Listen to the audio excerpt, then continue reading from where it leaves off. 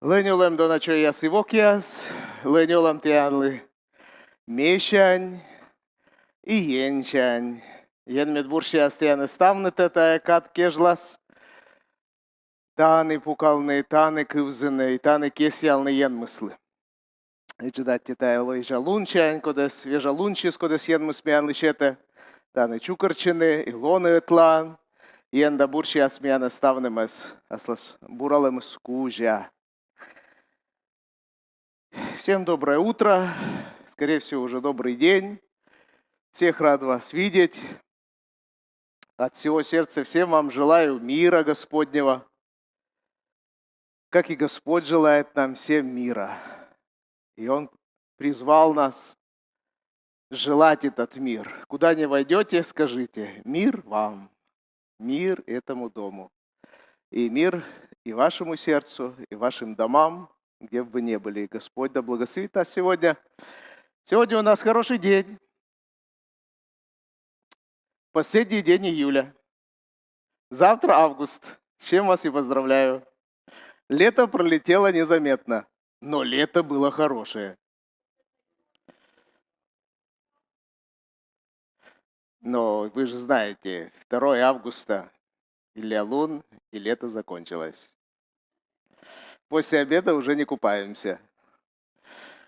Слава Богу. Давайте встанем и выслушаем 31-й псалом Давида. И Николай Александрович прочитает в таком языке, и потом я прочитаю еще его на русском языке. Lăni olem stavle, lăni olem mian Gospod Iisus Hristos šaň, lăni olem mian komi muli i meda jenmis buršias tianes bydanes, buršias unalain tian udžiasin, gortene, oligen, jenda buršias unatorjens. I mi adjam mianes jenmis zeviona rajete, šķiete tani komi muen, Trecem že šonit kadjas kuģi mukadlain budlain. Šete i zeris natyrmas. I zeris italon zeras, i asku zeras. I tailave tyrma naen mian livule. Jenmis zev mianes rajete i mi budanli musaiš. I mi talon puktam kad i vân medem nimedni i oškini jense i ošišne ötam mod vodžin, Kučem uđit uđijas văce mian bătlunja olamin. I talunja lunas zavajitam comenuicheket salomšen. Davidlen salom, veledem. Šuda sijes, kodliš prăștitema ljoc văce miesce, da legema mâžiesce. Šuda sije mortis, Kodliš mâžiase Gospod os kaiștev, kodlen šelemas abu najan lunis. Cât ce dmeeg viștav, as și mâžiases, minam liasei koșmisni bădlunja bărdămâș. Luni voi, tinat chid, șöctă dismene, minam olan vânei bârâs, câce gorșia păjigăn koșme vej turun, no me voști tenid as și mâžiases, Эгджеб ашим лёг вычем ясес. Мишуи. Виштала Господи ашим лёг вычем ясес. И те леджин меншим мыш ясес. Вешкида олиш яс мед кевмш ясны тенед. Кор пожена шуашны тедине. Секи уджид вален ойдамыс оз су наес. Теменам вевкедис. Te viđan mene šogja zdrje, te šetan menem nimkojašne mezdmămâși. Me vele da tene, šuă Gospod, petkădla tenet colan tuise, me tuidă da tene, te pâr menam șin vocin. Ene loi, asnera văvjas da oșoljas hodeș.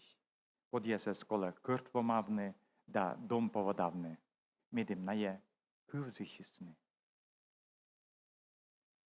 Енте голише суе уна шов, но Господь было лача кудышес, кучале буралемес. Вешкида олишияс, гажет чей, да нимкадячей Господен. Кыпыда гажетчей, вещкида чилы мояс. Аминь. Видите? В новом русском переводе. Наставление Давида. Блажен тот, чьи беззакония прощены и чьи грехи покрыты. Блажен тот, кому Господь не вменит греха и в чьем духе нет коварства. Пока я хранил молчание, тело мое изнемогло от стонов моих ежедневных. Ведь день и ночь напролет тяготела надо мной твоя рука.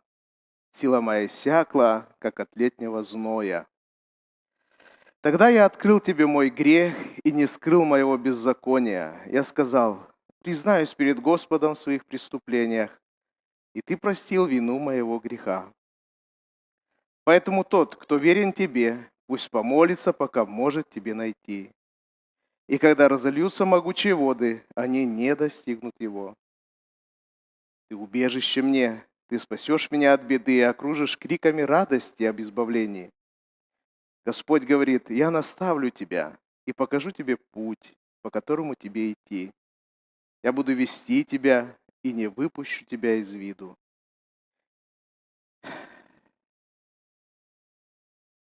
Господь говорит: я наставлю тебя и покажу тебе путь, по которому тебе идти. Я буду вести тебя и не выпущу тебя из виду. Господь говорит: я наставлю тебя и покажу тебе путь, по которому тебе идти. Я буду вести тебя и не выпущу тебя из виду. Не будь как конь или мул, что разумом обделен, чей норов нужно обуздывать уздечкой и удилами, иначе они к тебе не подойдут. Много горя у нечестивых, но надеющихся на Господа окружает его милость. Веселитесь о Господе и ликуйте, праведные, пойте, все правые сердцем. Аминь. Аллилуйя! Какое вдохновляющее наставление, которое оставил нам Давид, который прошел свой путь и точно знает голос своего Спасителя, который говорит: я наставлю, я поведу, я не закрою глаза, я всегда буду видеть тебя. Слава ему за это. И ты себя можешь сегодня поздравить, сказать: Господи, я счастливый. Кровь твоя омыла и очистила меня от всех грехов. Я счастливый. Если ты еще не уверен в этом, то сегодня, когда будешь причащаться, пускай Господь тебя утвердит, что ты счастливчик на земле. Аминь. Аллилуйя. Отец наш Небесный, спасибо Тебе, что Ты желание Твоего сердца, Господь, осчастливить каждого человека. И Ты это сделал, Боже наш. Ты это сделал, придя к нам. Ты это сделал, сняв с нас вину, сняв с нас позор, сняв с нас грех, очистив совесть нашу. Спасибо Тебе, Господь, что все Твое желание, чтобы мы чувствовали себя так же хорошо, как Ты себя чувствуешь. Спасибо Тебе, Господь, Бог мой, что Ты напоминаешь об этом через пророков своих и апостолов, через церковь свою сегодня Ты напоминаешь, Боже наш, что и сегодня мы можем сказать: спасибо Тебе, Господь. Мы блаженны, мы счастливы, потому что Ты очистил нас от всякой скверны. Благодарю Тебя, Господь. Прямо здесь и сейчас мы исповедуем веру в то, что Ты, Иисус, очистил нас от всякого греха. Твоя смерть на кресте, она не была просто каким-то моментом в истории, происшествием печальным, но она имеет и сегодня силу, и она сегодня имеет значение для каждого из нас. Благослови, Господь, сегодня, Боже наш, пребывать в храме Твоем, с миром в сердце, с радостью в душе, с ясностью в сознании. Во имя Иисуса благослови, чтобы все наше нутро прославляло Тебя и веселилось перед Твоим лицом. Тебе да будет слава за все Отцу и Сыну и Святому Духу. Аминь. Аллилуйя. Господь да благословит всех нас. Прославителей Господь также благословит. Мир Божий, дорогая церковь, давайте прославим Его, ибо Он достоин всей славы. Аллилуйя!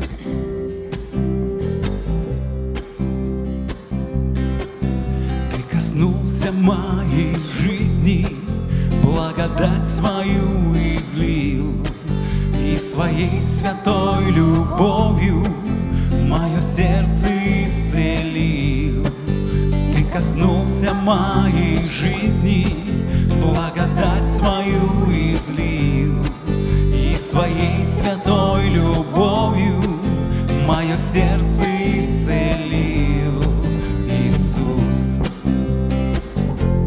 Ты достоин славы, Иисус, Ты достоин славы, Ты достоин славы, Иисус, Ты достоин славы, Ты достоин славы, Иисус, Ты достоин славы,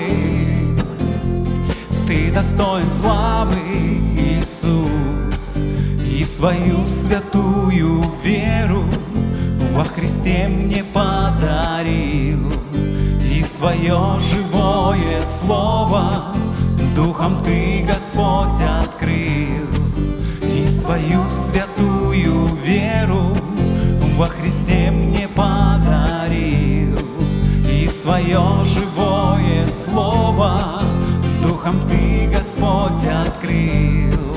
Иисус, Ты достоин славы, Иисус, Ты достоин славы, Ты достоин славы, Иисус, Ты достоин славы, Ты достоин славы, Иисус, Ты достоин славы, Ты достоин славы, Иисус.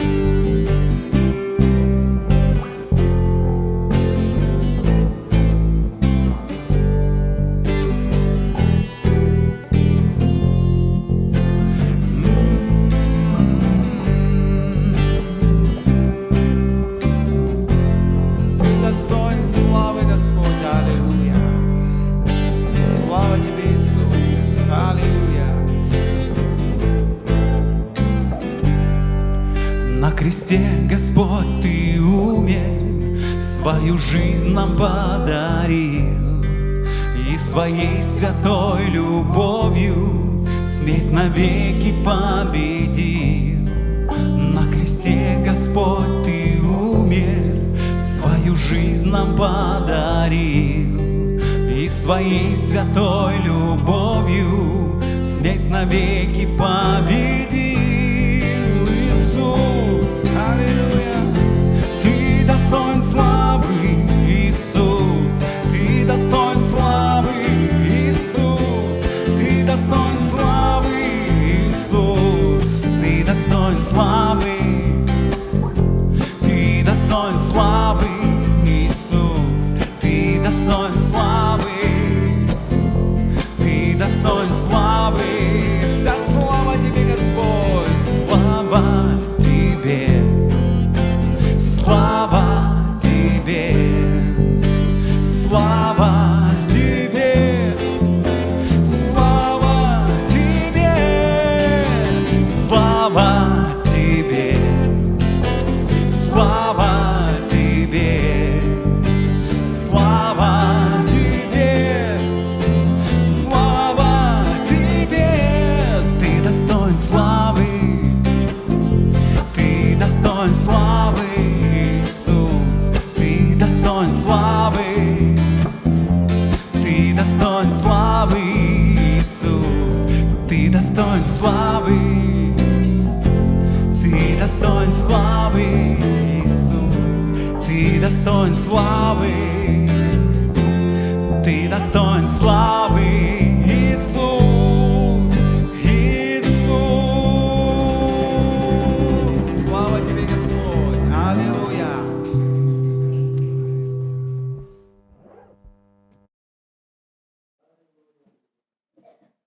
Доброе утро. Матфея 9 глава с 27 стиха. Когда Иисус уходил оттуда, за Ним следовали 2 слепца. Они то и дело восклицали: «Смилуйся над нами, сын Давидов».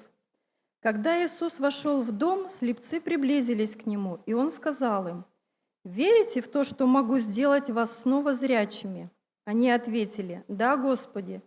Тогда Он коснулся их глаз и сказал: «Пусть же случится с вами то, во что верите». И зрение вернулось к ним. Иисус же наказал им со всей строгостью: «Пусть никто об этом не узнает». Но они ушли и разнесли слух об Иисусе по всей округе. Когда они уходили, к Иисусу привели человека, лишенного дара речи, потому что он был одержим бесом. Как только Иисус изгнал нечистого духа, к одержимому вернулся дар речи. Народ дивился и говорил: «Никогда ничего подобного не видано было в Израиле». А фарисеи говорили: «Он изгоняет бесов властью князя бесовского». Иисус же ходил по городам и селениям. Он учил в их синагогах, провозглашая благую весть о Царстве Божьем, и исцелял всякую болезнь и недуги. Аминь. Urlun, Donavička, Urlun, čojas vokjas, kod jas loktesne, том войтерjas, код jas вылjas только локтесне. Господи, яной благослови Тая лунце, Тая катце, Тая место, великий Господь, потому что стався вычема енщень, и ен стався вычема, и Викутамошкины, и Шуну Альтизе. Дорогая Церковь, благодарю, славлю Тебя, великий Господь, что мы собрались с Тобой тут, и мы будем славить и благодарить, потому что все сотворено, и все, что нам дано, оно от Бога.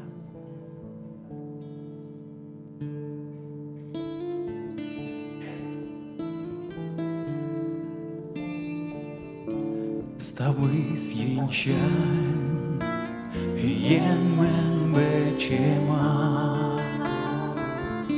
Stavvis jintjän, jemmen večema.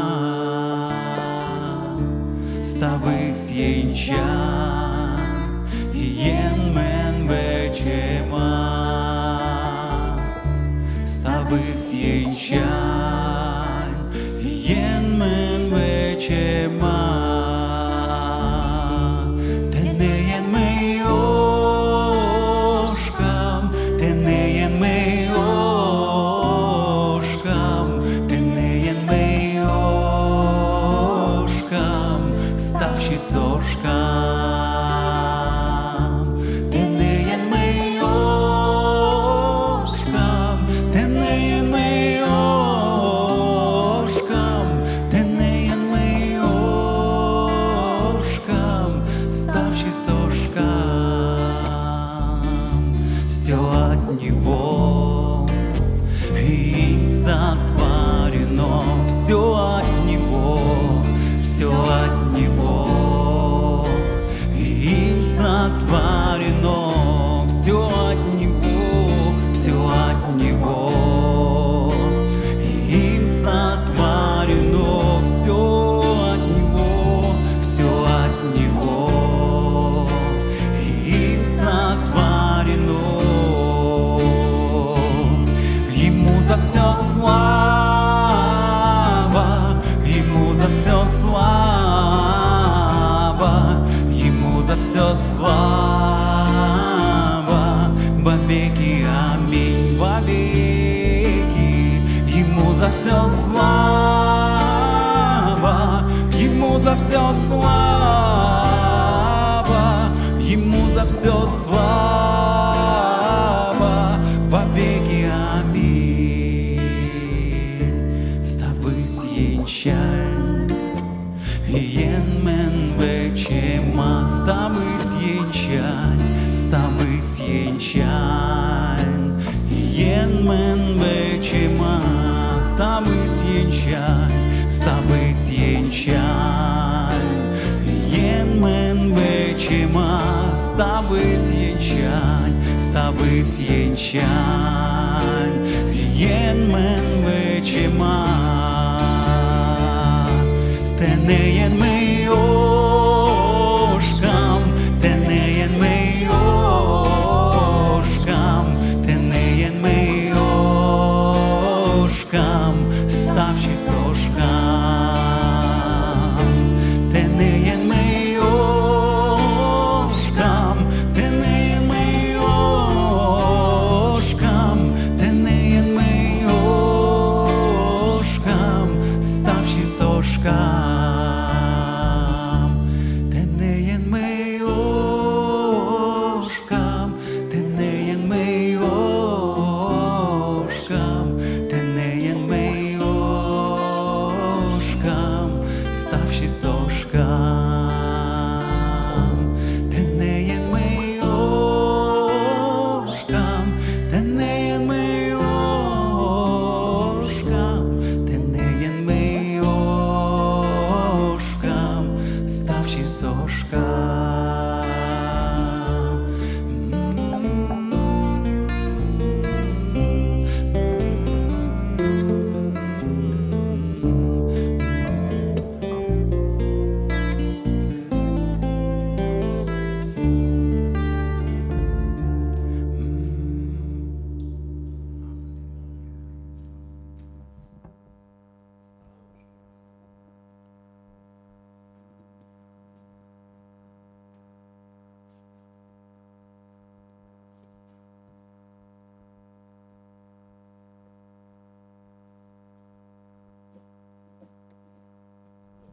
Доброе утро.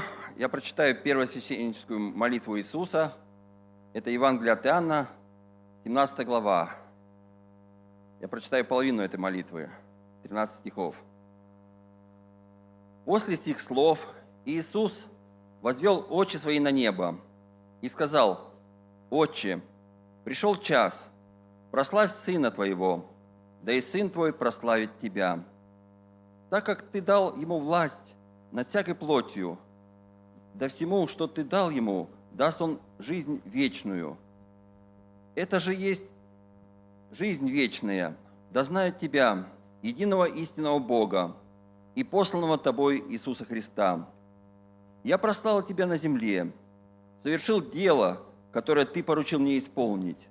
И ныне прославь меня Ты, Отче, у Тебя самого славою, который я имел у Тебя прежде бытия мира. Я открыл имя Твое человеком, которое Ты дал мне от мира. Они были Твои, и Ты дал их мне, и они сохранили Слово Твое. Ныне уразумели они, что все, что Ты дал мне, от Тебя есть. Ибо слова, которые Ты дал мне, я передал им, и они приняли и уразумели истинно, что я исшел от Тебя, и уверовали, что Ты послал меня. Я о них молю, не о всем мире молю, но о тех, которых Ты дал мне, потому что они Твои. И все мое Твое, и Твое мое, и я прославился в них. Я уже не в мире, но они в мире. А я к Тебе иду, Отче Святый, соблюди их во имя Твое, тех, которых Ты дал мне, чтобы они были едино, как и мы. Когда я был с ними в мире, я соблюдал их во имя Твое, тех, которые Ты дал мне, я сохранил, и никто из них не погиб, кроме сына погибели, да сбудется Писание. Ныне же к Тебе иду, и это говорю в мире, чтобы они имели в себе радость мою совершенную. Слава Богу. Дорогие братья и сестры, время для пожертвований. Я приготовил вам пару стихов. Иакова 1, 16 и 17 глава. И 16 стих. 1 глава, 16-17. «Не обманывайтесь, братья, значит, всем, не только братьям. Мои возлюбленные, всякое даяние доброе и всякий дар совершенный не сходит свыше от Отца Светов, у которого нет изменения и ни тени перемены. Не обманывайтесь. Часто нас обманывают мошенники. Часто мы сами обманываемся, кому-то верим или что-то не понимаем. Детей легко обмануть. Но нам апостол Яков говорит: всякое даяние доброе и совершенное от Отца. Доброе даяние может быть и недобрым, с неправильным сердцем, с неправильным мотивом. Доброхотно дающего любит Бог, апостол Павел говорит. Давайте принесем пожертвование обдуманно, с добрым сердцем, с открытым.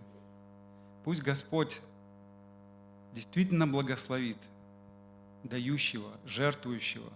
Ведь жертва – это отдача драгоценного.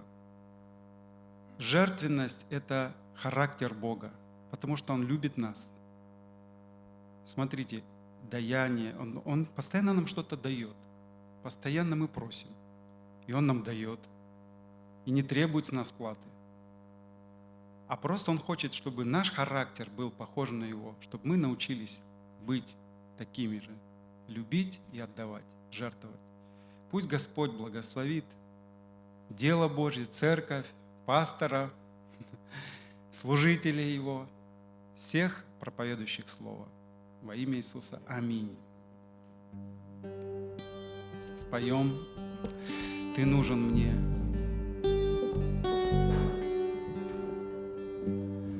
Ты нужен мне,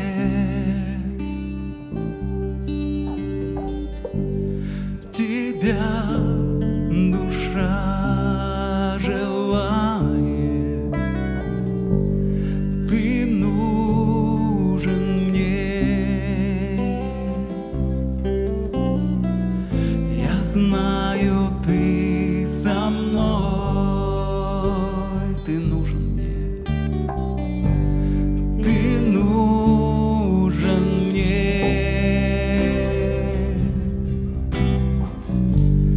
тебя душа желает,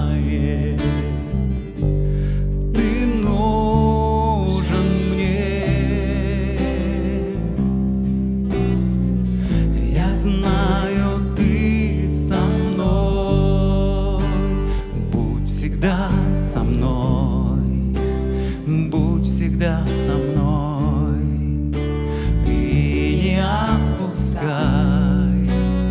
и не отпускай, богатства все бы я отдал,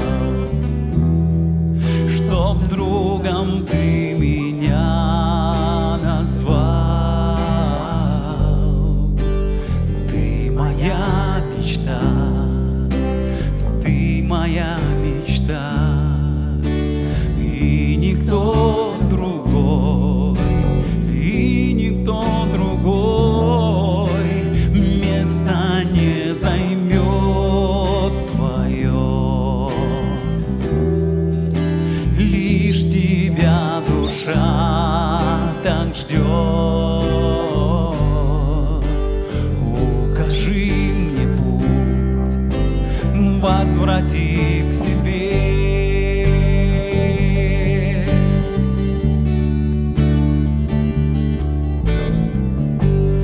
Ты нужен мне, тебя душа желает.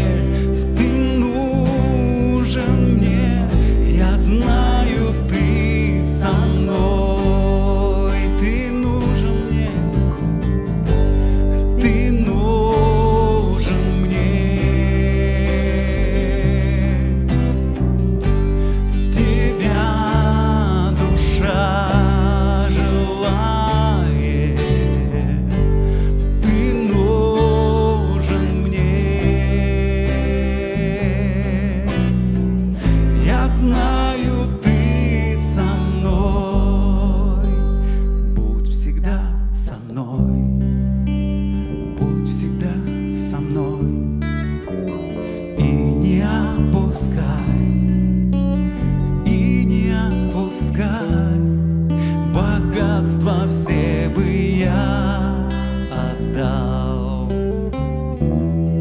чтоб другом ты меня назвал. Ты моя мечта, ты моя мечта, и никто другой, и никто другой место не займет твое. Лишь тебя душа так ждет. Укажи мне путь, возврати к себе, возврати к себе. Аллилуйя, Господь, ты нужен мне. Тебя душа желает, ты нужен мне. Я знаю, ты со мной, ты нужен мне, ты нужен мне. Тебя душа желает, ты нужен мне.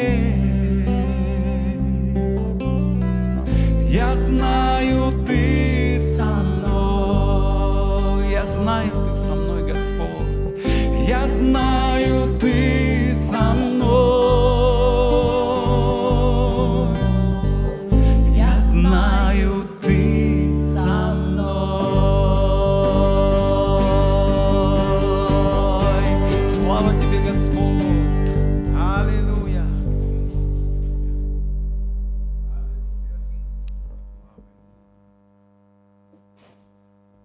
Людям апостол Павел римтясни мъдедем гижет. Das wird Jurisch, первая шаншижи медеч. Миянли, вына ясли, колоне буршилемен вынтем яздине, нален вермитем лундырьи. Осков мъпавне куш ас евчиним. Büdende kole măpavne, matistale burvăcem iudiș, ties ion mădem mogiș. Ăt Christos ez as evșis măpav, gijama. Tene omultiș jaslen ljokodemes uși mevile. Sta vodja gijetse, vele gijama mianes veledem, da buradem mogiș, medim gijet pyris mi vermem ion mădne, da zumid la чакотни. Бурадем се да зумид лунце шетиш jen mit šetas tijande öki šilem. Öd Iisus Hristos velade, midim ti öki lolen, da öki vomen oškinid jense, mijan Gospod Iisus Hristos liš bajse. Всичке, šibedej öta mădnite Hristos šibed lunan, medim oškišis jenmes. Amin.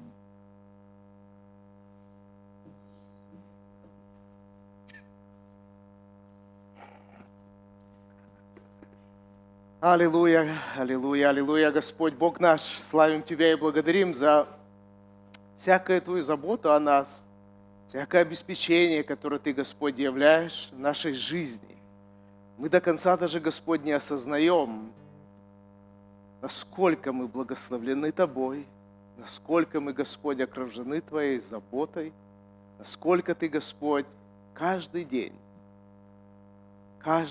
каждое мгновение думаешь и заботишься о каждом человеке.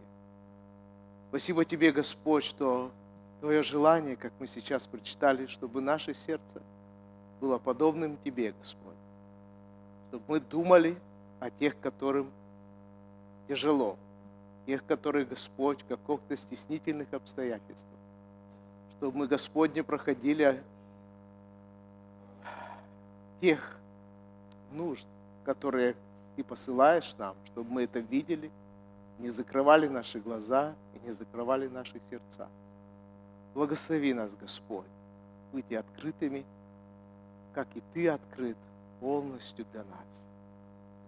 Спасибо Тебе, Господь, что Ты даешь нам возможность всегда, Господь, проявлять Твое сердце и Твою щедрость на этой земле. Во имя Иисуса Христа. Аминь.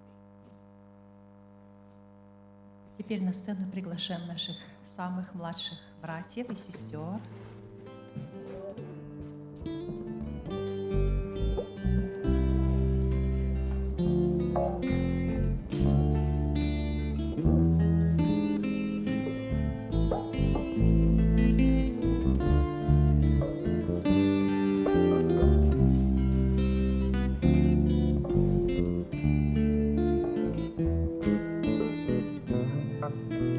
По горам высоким пастырь мой идет, узкою тропою овец своих ведет.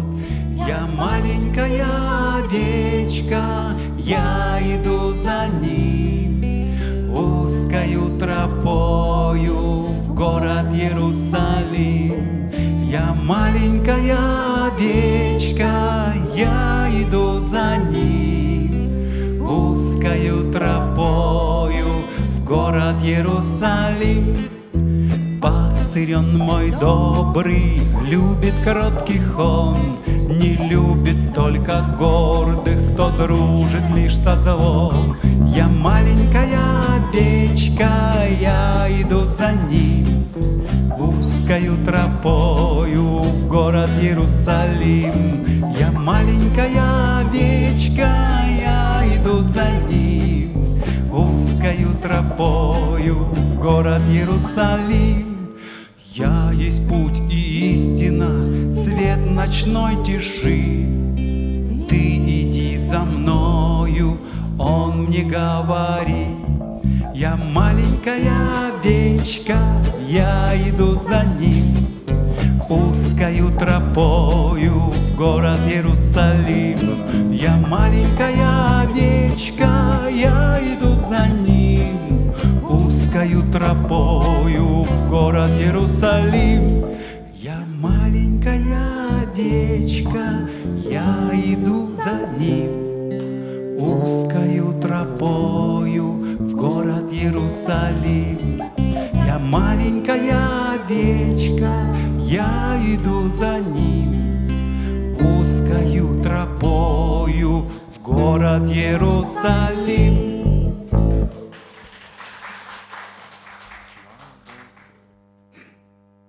Сегодня мы несколько животных уже вспомнили на служении.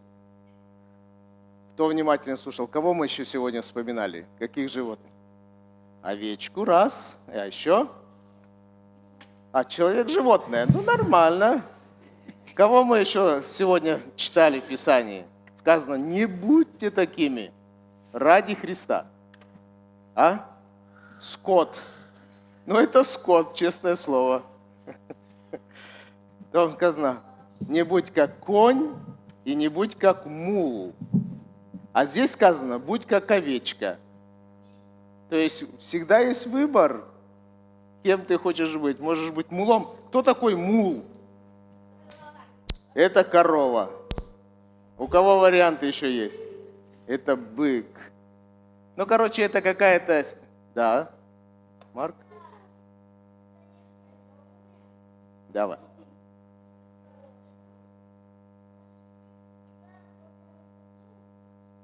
То есть ребенок лошади и осла, да? Совсем тупой. Ничего не понимает. Нам сказано, не надо быть мулами, ослами не надо быть. Овечкой нормально. Аминь. Она вот какая-то... А?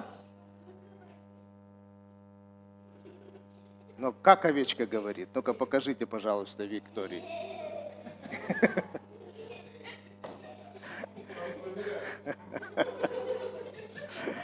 Аллилуйя. Ну чего, овечки, у кого что сегодня есть? Пожалуйста. Маша, Виктория, кто из вас первый? Виктория. Стой, подожди. Инструмент забыл. Давай. Ибо так возлюбил Бог мир, что отдал Сына Своего Единородного, так и верующий бы в Него не погиб и имел жизнь вечную. Матвея и Иоанна 3,16. Уточни, домой придешь, уточни это место Писания, хорошо? Если же не угодно вам служить Господу, то изберите себе, кому служить. Богам, которые служили отцы ваши, или бывшие за рекой, или богам моей в земле, в которой вы живете.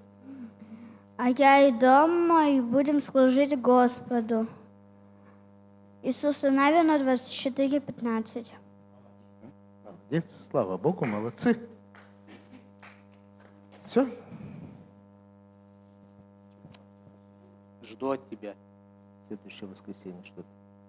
Приготовь, хорошо?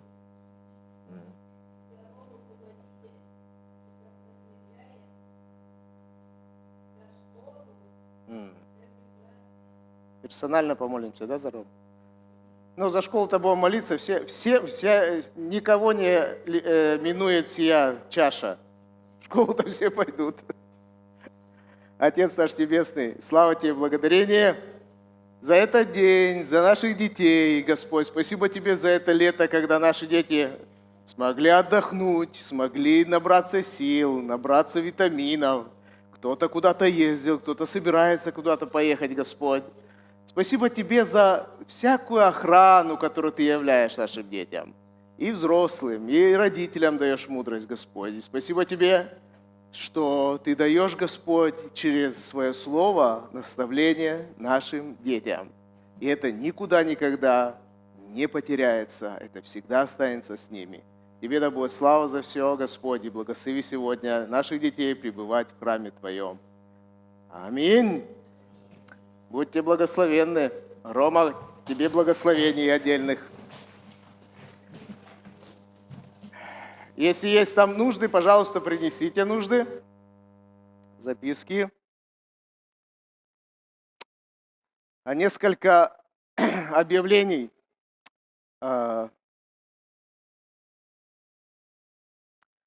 Во-первых,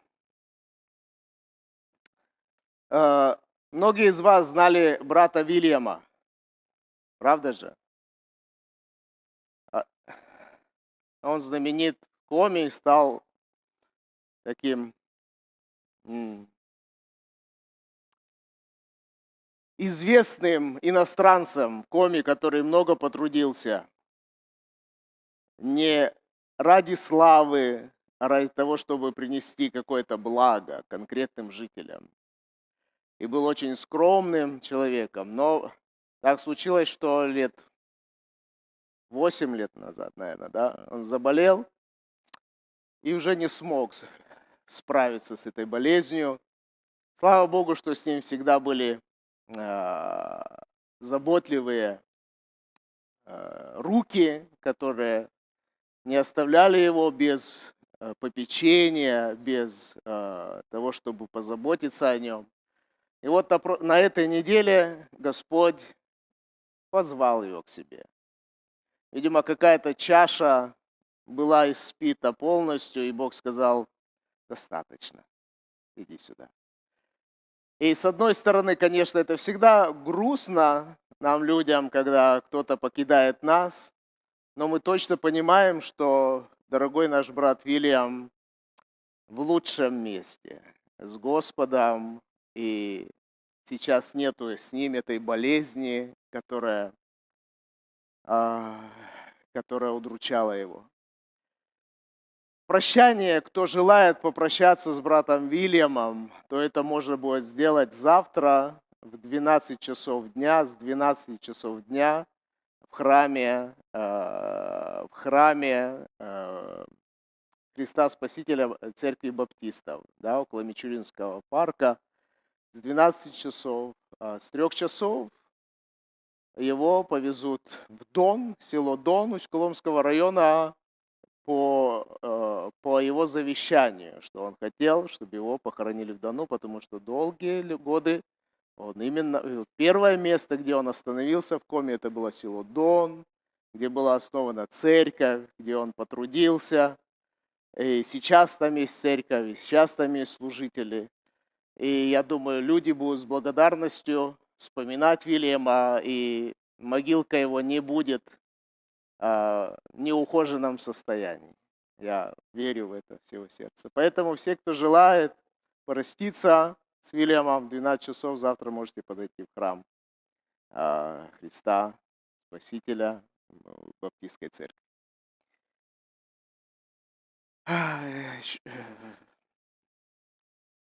Помолимся о душе Вильяма и о том, чтобы мы могли, церковь могла с почтением, с уважением отправить его вот этот последний путь, попрощаться с ним.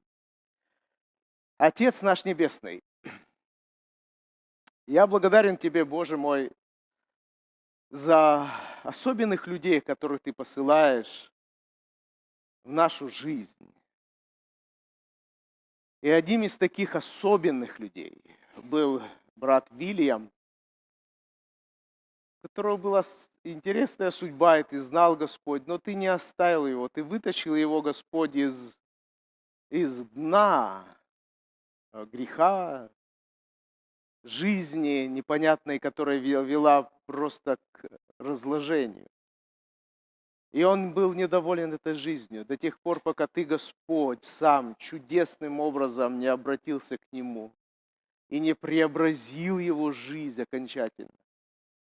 И Господь дал ему желание приехать сюда, в Россию, сюда, в Коми республику, и в глубинку, в село Дон. И, Господь, служить там людям, многим людям, невзирая, христиане они, не христиане, он видел нужду. Ты дал ему глаза, дал ему сердце, которое видело нужду, и он восполнял всякую нужду своими руками, своими словами, своими средствами, своим временем. Спасибо Тебе, Господь, за этого человека. Господь, Ты говоришь, что ничто не забыто перед Тобой, Господь. Ты не забываешь ничего. Его награда, мы убеждены, весьма велика. Весьма велика, Господь, мы знаем об этом. И Ты, Боже мой, благословишь его, Ты воздашь ему, отблагодаришь его, Господь, за его верное служение. В этом нет у нас сомнений никаких. И мы просим Тебя, Господь, пускай этот путь Вильяма, который он прошел, пускай и во многих сердцах, в наших сердцах зажжет же это стремление служить Тебе, Господь, бескорыстно, без каких-то претензий к другим и требований от других, но просто служить во имя Твое, в восполнении нужд людей. Господь, спасибо Тебе, что у нас есть такие примеры. Благодарю Тебя, Боже мой, что мы можем проститься с Ним и благослови завтрашний день, когда народ, знакомые, братья и сестры могут проститься с Вильямом. И пускай, Господь, это прощание не будет скорбным, а пускай оно будет каким-то назидательным, каким-то чему-то научающим нас во имя Иисуса Христа. Тебе да будет слава за все, наш Небесный Отец. Аминь. Аллилуйя.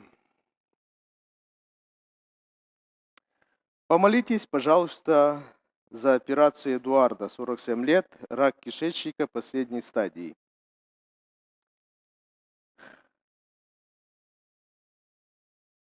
Но это большой вызов, рак кишечника последней стадии. Почему не молятся никогда? Рак кишечника первой стадии. Всегда последняя стадия. Тогда почему-то мы приходим к Богу и говорим: Господи, помоги. Но мы сегодня слышали, Господь исцеляет и слепых, и больных, и воскрешает мертвых. 47 лет, Эдуард. Боже наш, во имя Иисуса Христа мы приносим этого человека перед Тобой. Я его не знаю. но кто-то знает его лично. И, Господь, я соединяюсь, и все мы с церковью соединяемся с молитвой конкретного человека, за Эдуарда 47 лет. Господи, Боже мой, во имя Иисуса мы просим Тебя сотворить чудо в его жизни и восстанови его кишечник.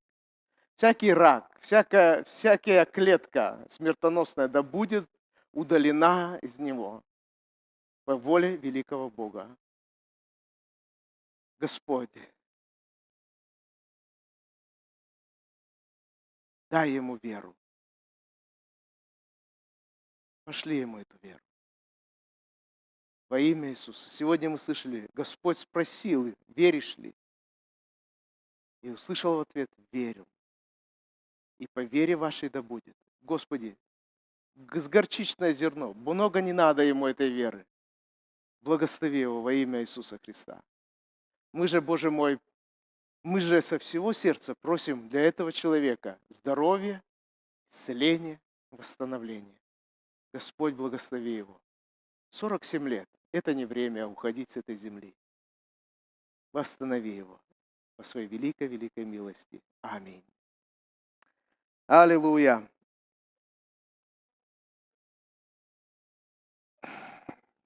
Не принесли. Принесите мне, пожалуйста, еще одну. Ну, можешь озвучить, если это твоя.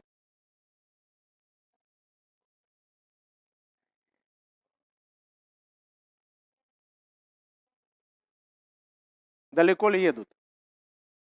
Питер. Ну, раз за дороги начали говорить, может, и мы помолимся? Попросим молитвы. Но на этой неделе, следующей неделе, наверное, мы с семьей тоже выедем в дорогу в сторону Карелии. Хотим проехаться по Карелии. Вчера созванивался с местным пастором Петрозаводским. Говорит, приезжайте, встретим, накормим, напоим, обуем. Поэтому едем. Поэтому молитесь, пожалуйста, едем на машине. Василий знает, что это такое дальние дороги. Молимся, чтобы все было благополучно в дорогах, и Господь да благословил нас по своей великой милости. Отец наш Небесный, молимся Тебе, Господь, за дороги Инны, Светы, Ромы, Насти, Господь, которые выезжают в Петербург, и бабушка просит Твоей охраны, спасения для всех их, Господь, во имя Иисуса Христа. Благослови их, сохрани, убереги, Господь, Бог мой. Мы сейчас видим всякие много-много несчастий, Боже мой. В дорогах особенно это бывает. Но мы выезжаем с упованием на Тебя, Господь, и просим, Ты пошли своих ангелов, пошли, Господь, небесных ангелов и земных в эту дорогу, Господь, для сопровождения, для помощи во имя Иисуса Христа. Спасибо Тебе, Боже мой, что Ты не забываешь и слышишь всякую молитву. И, Господь, Ты верный Бог. Благослови, пожалуйста, во имя Иисуса Христа. Благослови также нас с семьей выехать в эту дорогу в Карелию. Благослови, Господь, нашу дорогу. Благослови, Боже мой, там повосхищаться всем, что Ты сотворил, Господь, пообщаться с нужными людьми, Боже мой, когда Ты пошлешь нам навстречу. Благослови церковь, благослови пастора, который с радостью готов принять нас. Спасибо Тебе, Господь, за все. Тебе да будет слава за все, наш Небесный Отец, и благослови церковь, которая здесь остается, и также будет дальше служить и молиться. Аминь. Всем большой привет. Помолитесь за дорогу, проживание и успешное соревнование в Оренбурге. Саша Китов просит. Господь, благословляем и Сашу Китова в эту дорогу с детьми, чтобы, Боже мой, в дороге все не было никаких происшествий, происшествий, и благослови их успешные соревнования. Успешные соревнования. Пускай, Господь, они приедут с победой. Ты говоришь в своем слове, всякий спортсмен выходит с мыслью победить, а не просто участвовать. Пускай они получат свой венец славы и победы во имя Иисуса Христа. Аминь. Аминь. Садитесь, пожалуйста. Да. Что у нас сегодня еще ведь большое-большое количество, наверное, именинников. Летом пора рождений. Лето такое дело.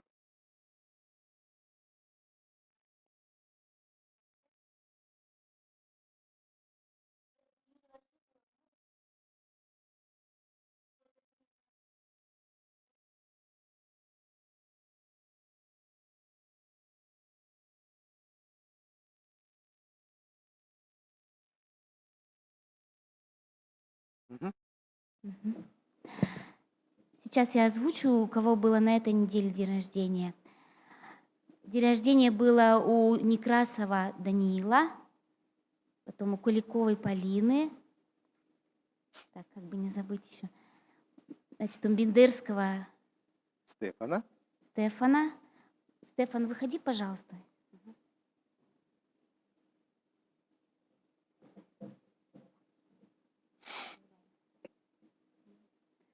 Так, потом у Бендерского Мирослава сегодня, да? Ну, это подарок есть. Так, потом у Полины Куликовой, ее нету сегодня. Потом у Татьяны Ивановны. Пожалуйста, выходите.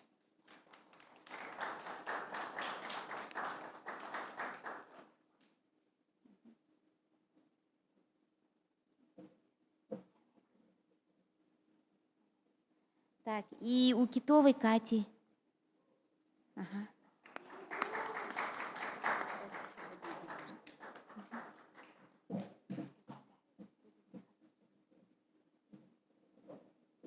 Так, то есть из всех озвученных у нас 3, да?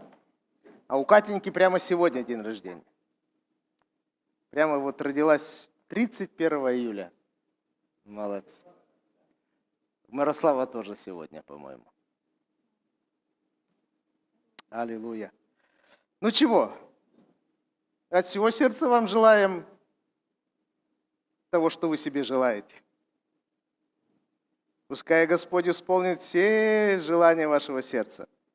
Все, что у вас есть там, все, что рвется наружу, все, что вы намечтали себе, пускай это исполнится. Да? Мы благословим вас во имя Иисуса.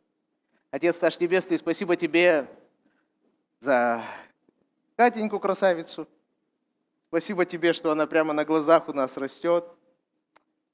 И мы радуемся, Господь, за Катю. Мы благодарны Тебе, Боже наш, за то, что Ты так благ нашим детям. Так благ и так заботишься о них, Господь Бог мой. И мы видим, как Ты, Боже мой, даешь им благоразумие, даешь им понимание, Боже мой, послушание. Ты все делаешь для того, чтобы мы, родители, были спокойными, были радостными за наших детей. Ты все для этого делаешь. Спасибо Тебе за это. И благослови, пожалуйста, Катю.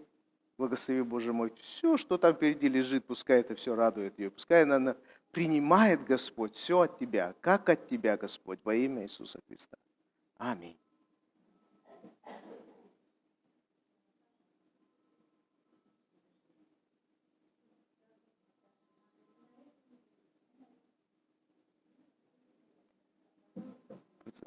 Сцена открыта, можно выходить. Татьяна Ивановна, опять 45?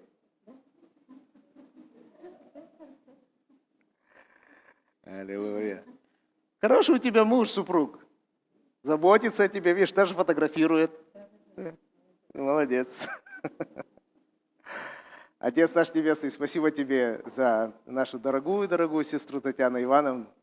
Спасибо Тебе, что Ты забота. И она знает, Господь, что она может полагаться на Тебя всякий день, всякий час.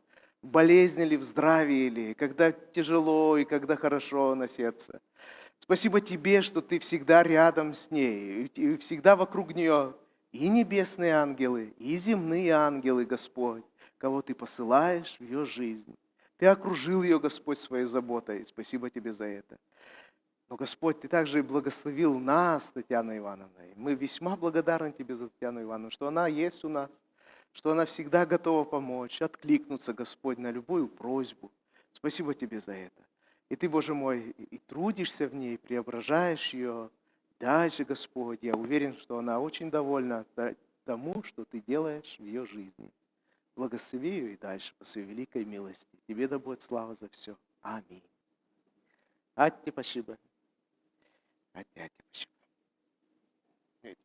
Ой, котик.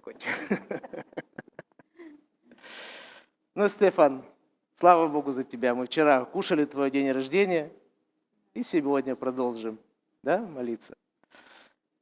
Стефану и Кате по 12 лет. То есть, представляете, детство ушло незаметно. И вы вступили в какой-то другой период вашей жизни. И вы, я думаю, это чувствуете уже, правда же? С вами уже не сюсюкаются. Вас уже с ложечки не кормят. Вам не говорят сюси-пуси, сюси-пуси. Вам говорят: Стефан, сделай это, сделай то, пошел туда, приди оттуда. И говорят: Стефан, я рад, что ты есть. Ты вообще сильный муж. Аминь. Аминь. Господи, спасибо Тебе за Стефана, спасибо Тебе, Господь, Бог мой, что Ты являешь всем нам, как Ты, Господь, заботишься о детях наших. И спасибо Тебе, что Ты показываешь ему, как Ты заботишься о нем, и через его молитвы о его близких, о его братьях, о его родителях, Господь, о его родственниках, о церкви. Господь, Ты являешь ему, показываешь, что Ты слышишь его молитвы. Ты, Господь, очень ждешь его молитвы, и Ты с радостью отвечаешь на его молитвы. Спасибо Тебе за это. Благослови, Господь, Стефана осознавать, Господь, к чему он призван, наблюдать за собой, к чему и что его влечет, Господь, что ему интересно. Пускай этот интерес, пускай это влечение прославляет Тебя, Господь, и поможет многим-многим людям. Во имя Иисуса. Аминь. Будь благословен. С Богом, Катенька.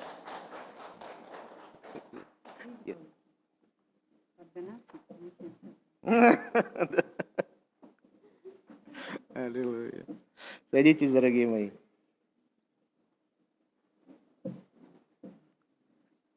Аллилуйя, аллилуйя. На прошлой неделе с Николаем Александровичем ездили в Сторожевск. Не поверите, поставили окна 13 штук. Я не ожидал от себя такой прыти.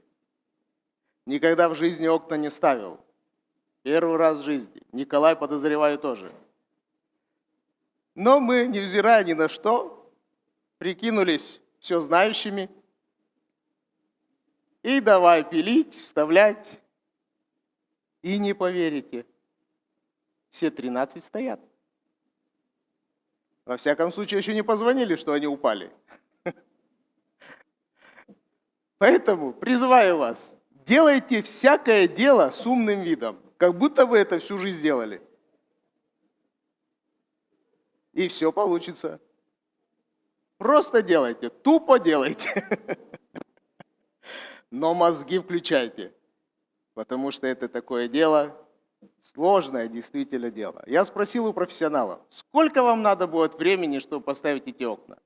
Они сказали, не менее 5 дней. Вы представляете, мы вышли на уровень профессионалов. За 5 дней поставили 12 окон. Но кто скажет, что не профессионалы? Да, так что, если что, окна надо поставить, обращайтесь. Правда, у нас такса высокая, но зато надежно. Слава Богу, спасибо Богу, что Он помогает и средствами, посылает, поднимает людей, которые жертвуют, чтобы можно было... 13 окон – это не дешевая штука, вы понимаете, да? Пластиковые. 13 окон, но откуда-то деньги опять пришли. Слава Богу.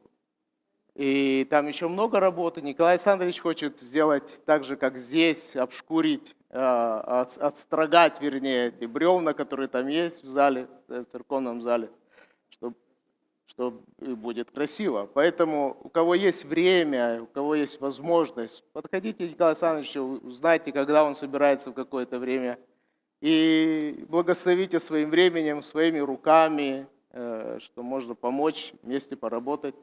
И во славу Божью платить никто не будет, то только во славу Божью. Да? Но накормят, там хорошо кормят. Да. Поэтому слава Богу. Еще одна, вот в прошлое воскресенье ездили в Визингу, и по Елдина большой вам привет всем от Визинской церкви. Они хорошо себя чувствуют, и нам того же желают. Поелдинская церковь тоже, слава Богу, хорошо чувствует себя. И есть в Визинге зашел разговор о том, что надо почистить колодец, который там есть, привести в порядок колодец и завести в дом воду, чтобы не надо было таскать из колодца, а чтобы уже в доме была вода, и все это функционировало. Поэтому тоже обратитесь к Николаю Александровичу, если у кого-то есть возможность, время поехать вместе на день, второй, но один день даже, я думаю, достаточно будет, да, ведь там поработать, чтобы это сделать, тоже обговорите какие-то сроки, я думаю, Господь вас благословит всех. Поэтому работы всегда достаточно, всегда она есть, было бы желание. Понятно, что у каждого свои дела, у каждого свои графики, расписания и все остальное прочее, но всегда мы можем уделить один день, полдня на какую-то работу, когда ты знаешь, что от этого только будет небесное благословение, и вот это вот очень важно. Господь да благословит всех нас на этом. Аминь.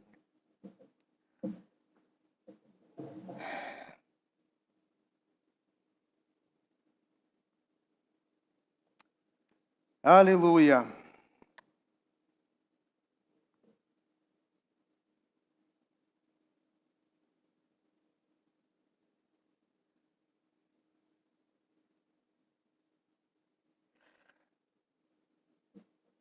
Слава Богу. Время идет. Давайте начнем мы читать Слово Божье. Вначале хотел бы спросить у вас вот что. Вот если если задать вопрос, какое событие в Новом Завете сразу всплывает у вас в голове, в памяти? Вот если спросить, что самое такое запоминающее в Новом Завете у вас? Что вот сразу приходит в голову? Событие или какое-то высказывание? Можете с места прокричать.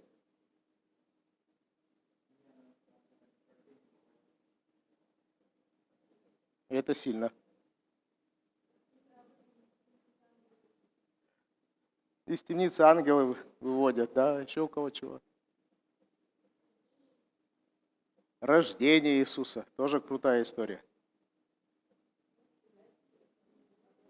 Распятие, воскресение. У кого еще что? Вот прямо сразу всплывает, приходит. Не то, что вы там хотите показать себя, что вы вообще очень духовные до невозможности.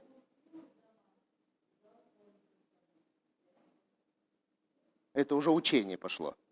Да, это уже теология. А говорила я безграмотная. Ты посмотри, а вот и теолог оказывается. Что еще у кого?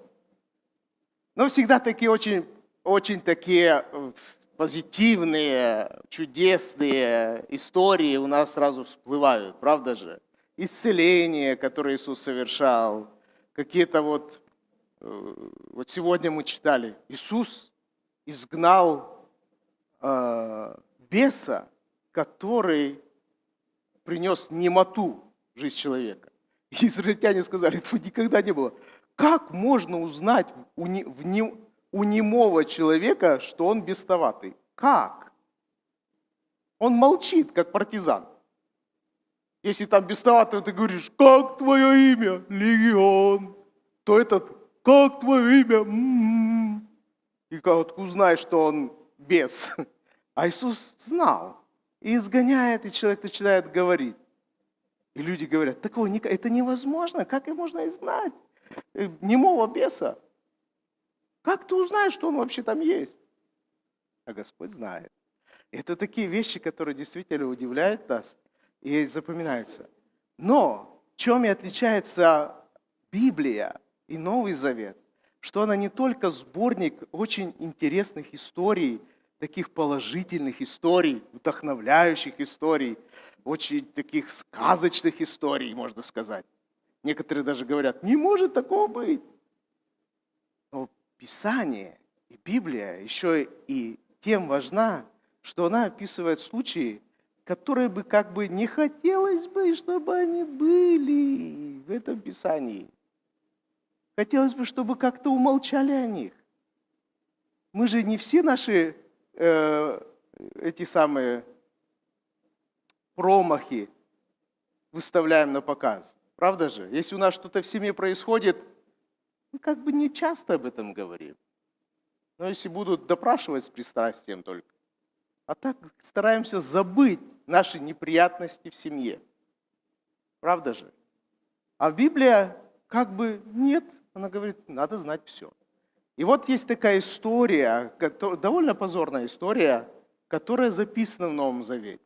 Все мы ее знаем, она закончилась очень трагически. Это история про Ананию и Сапфиру. И мы не очень, если спросить, кто помнит эту историю, мы все ее помним, но никогда не скажем, вот это очень хорошая история, я ее всегда помню. Но она есть. А она есть, чтобы мы чему-то научились от нее. И когда мы ее читаем, давайте мы прочитаем ее, Деяния апостолов, она написана в 5 главе, с 1 по 11 стих.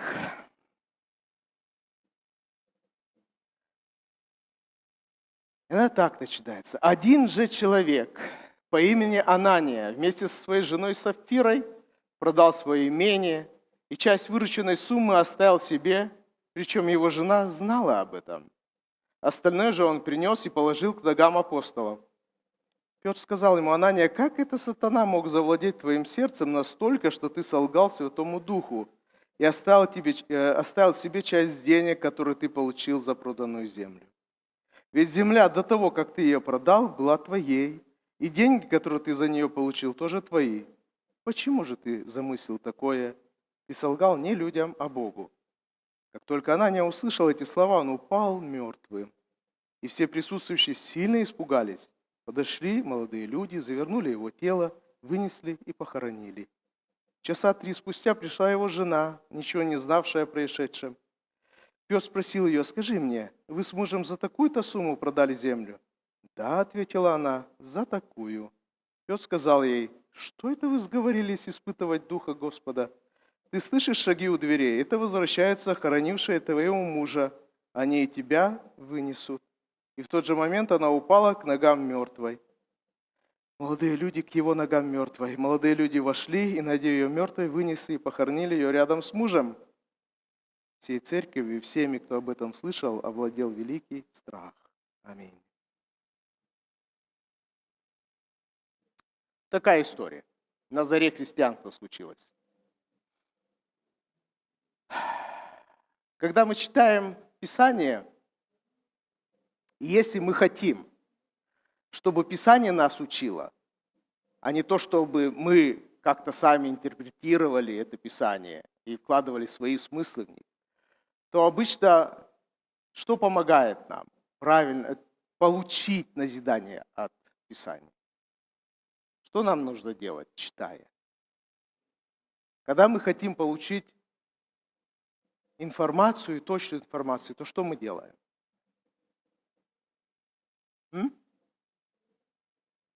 Проверяем, да. А еще?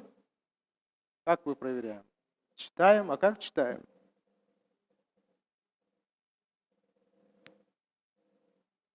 Но если я что-то хочу вот узнать, какая-то история, и вот есть свидетель, то чтобы я более подробно узнал, то что я начинаю делать с этим свидетелем?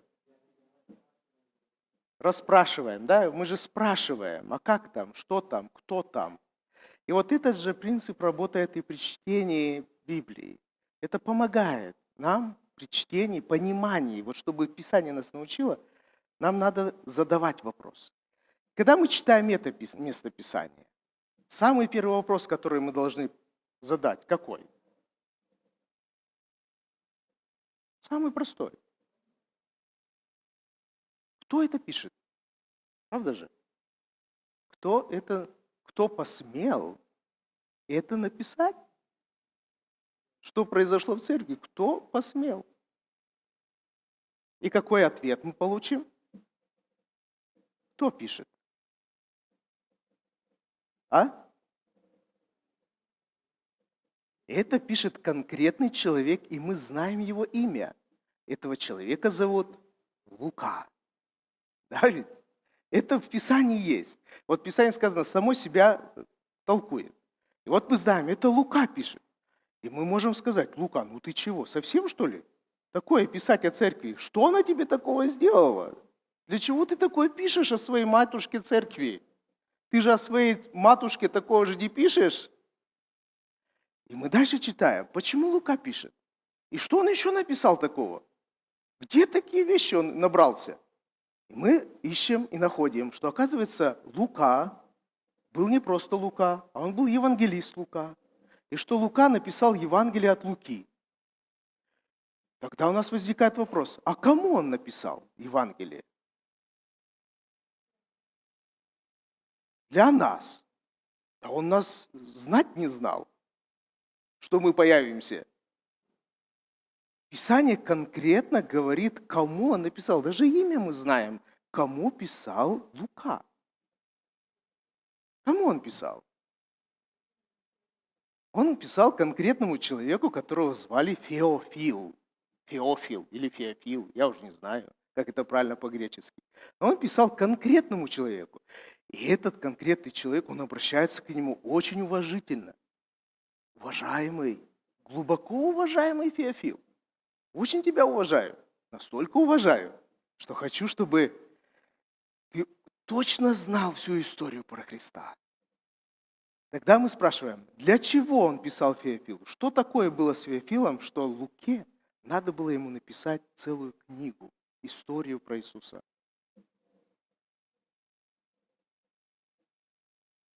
Что такое было с Феофилом? И мы читаем Евангелие, что евангелист Лука пишет, чтобы ты имел твердое основание веры. Твердое основание. То есть Лука вдруг начал замечать, что его очень уважаемый друг начал как-то в чем-то, где-то, какие-то у него поползновения начались. А правда ли, что все вот то, что говорят, это так оно и есть? А Иисус это действительно Мессия, Спаситель мира и мой Спаситель. То есть этот человек был греком, а греки любят пофилософствовать. Даже его имя – любитель философствовать. Да? Любил он философию. И он посмотрел, как греки веруют.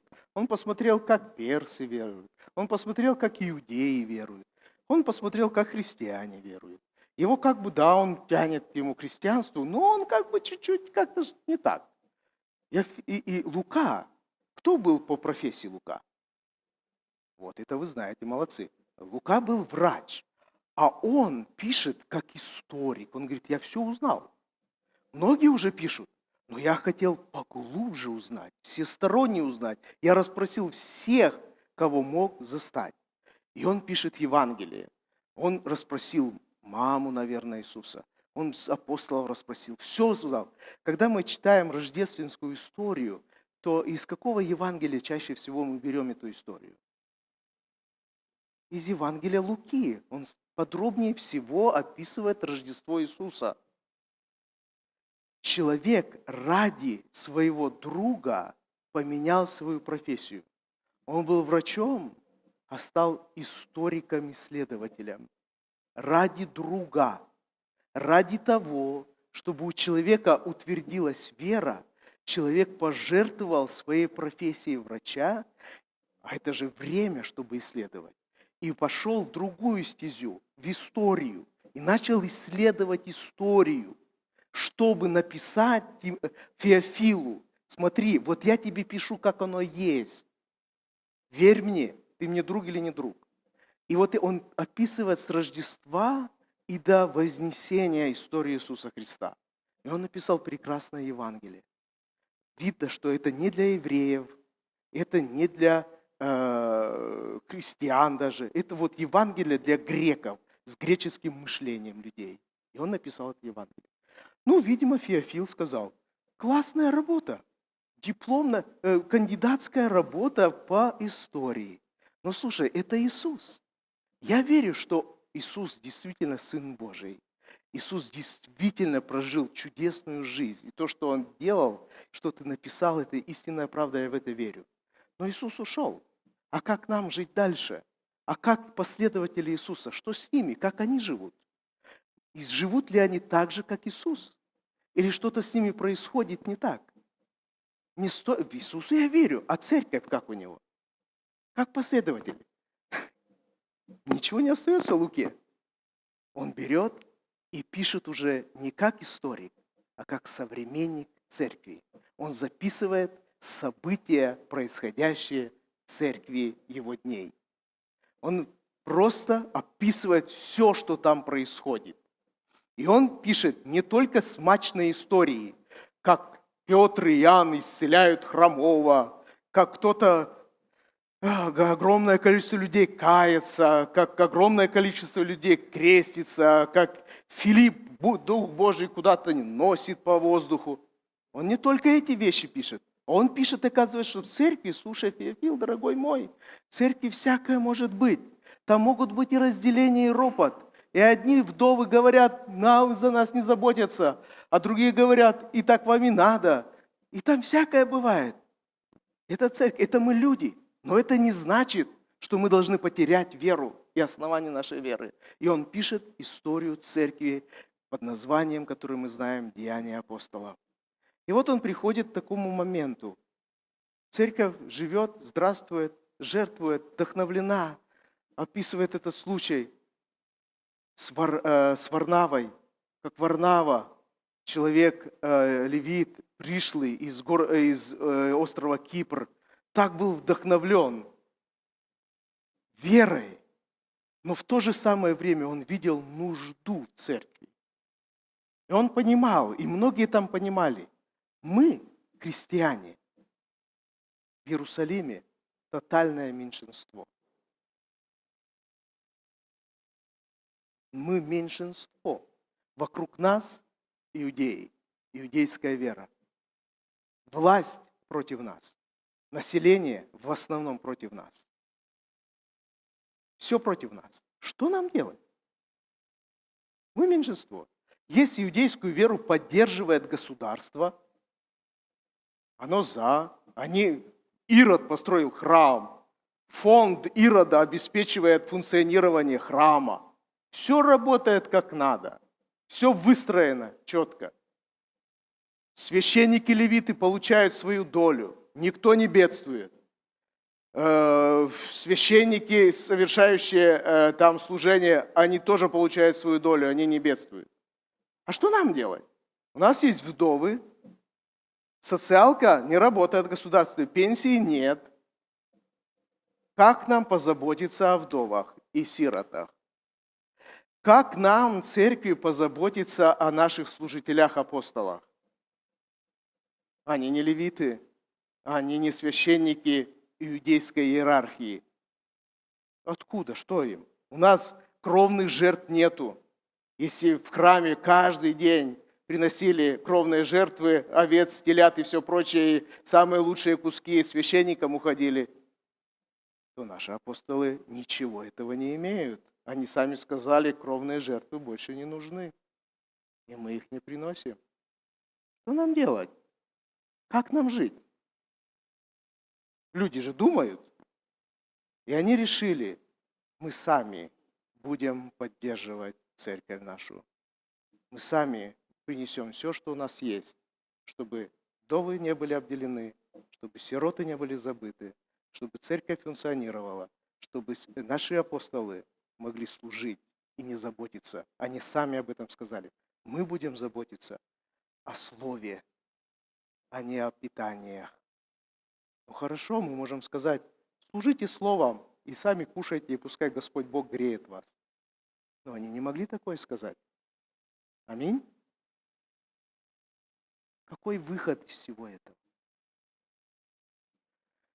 Что делать? И Варнава говорит, слушайте, у меня там на Кипре остался хороший участок земли, а там скоро будет туристическая зона.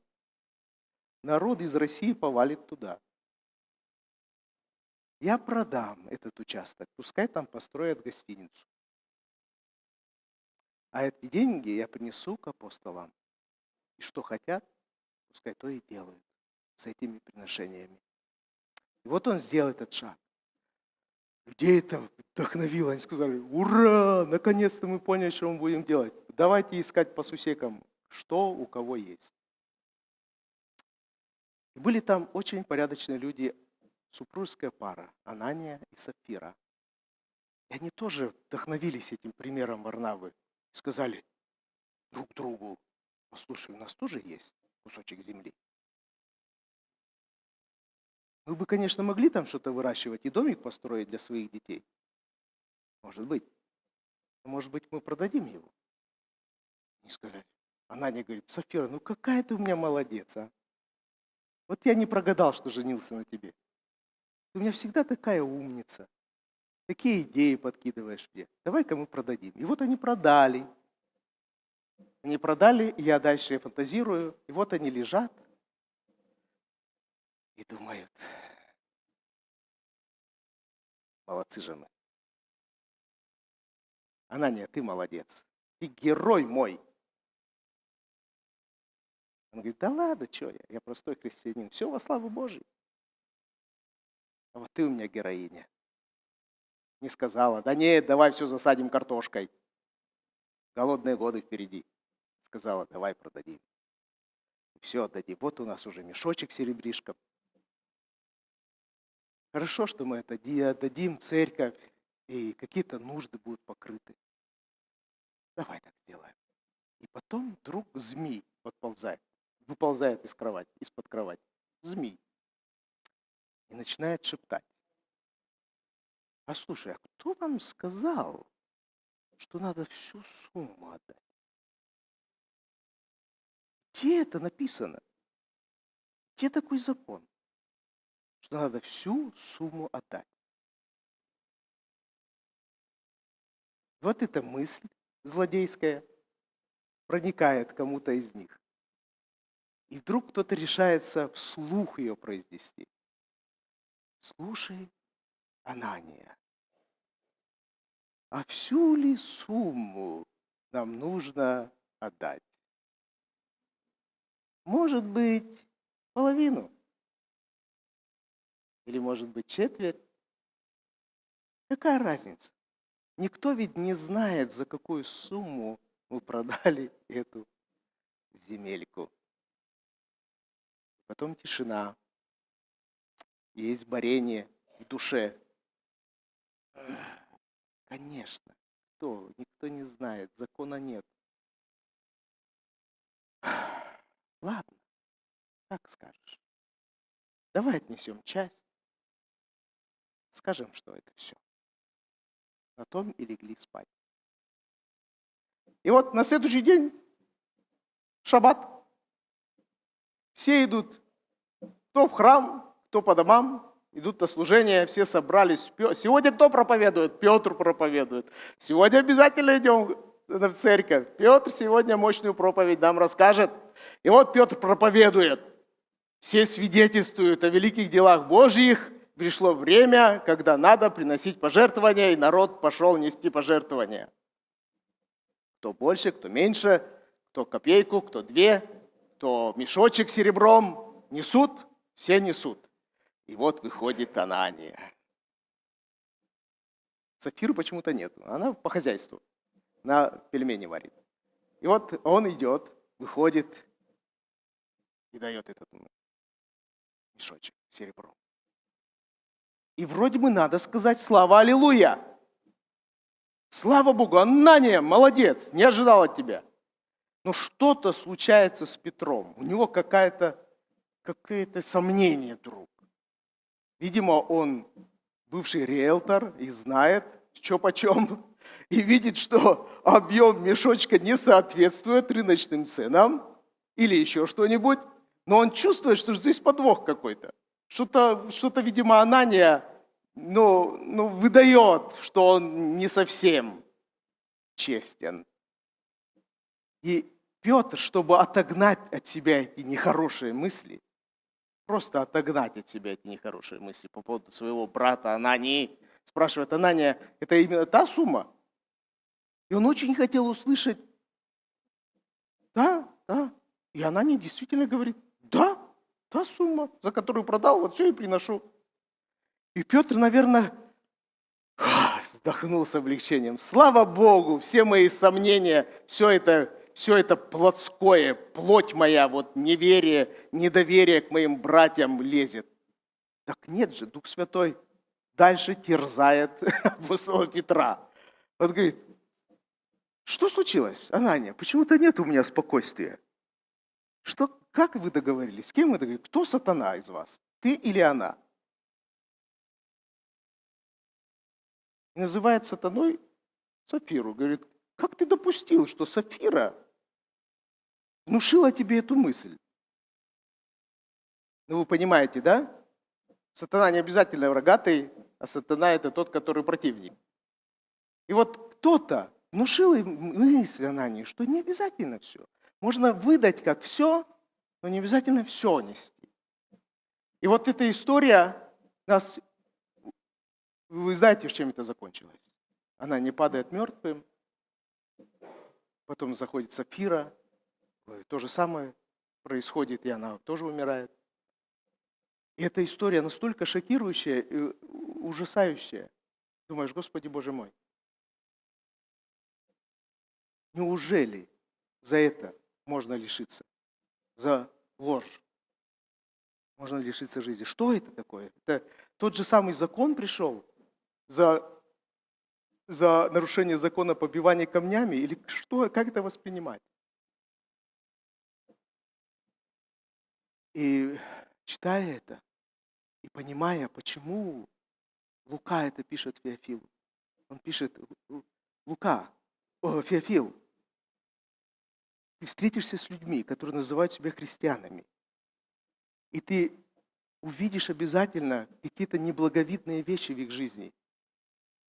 Но имей в виду, это не должно повлиять на твою веру. Ты обязательно встретишься с людьми, которые нечестны, называясь христианами, будучи активными служителями в церкви, которые жертвуют много. Но ты вдруг увидишь в их жизни какое-то нечестие, ложь. Но знай, это не значит, что вера, которую они провозглашают, ложная. Знай об этом, я тебе заранее об этом говорю, это есть в церкви, но это не то, что должно повлиять на твою веру. Это не то, что должно украсть твою веру. Это мы такие. И нас иногда непонятно что влечет. И мы хотим показаться хорошими перед людьми. Но это не Христос. Поэтому, пожалуйста, когда ты это увидишь и с этим столкнешься в жизни церкви, не потеряй свою веру. К сожалению, в течение 2000 лет многие люди потеряли свою веру в Бога и во Христа, потому что они увидели неблаговидные поступки христиан. Огромное количество верующих людей потеряло веру, потому что они увидели, что кто-то ведет себя нечестиво, кто-то лжет, кто-то крадет, кто-то обманывает прямо в глаза. И многие потеряли веру. И Лука пишет Феофилу: Феофил, вот это есть. Но я умоляю тебя, когда ты все это будешь видеть, а это будет, пожалуйста, не потеряй свою веру.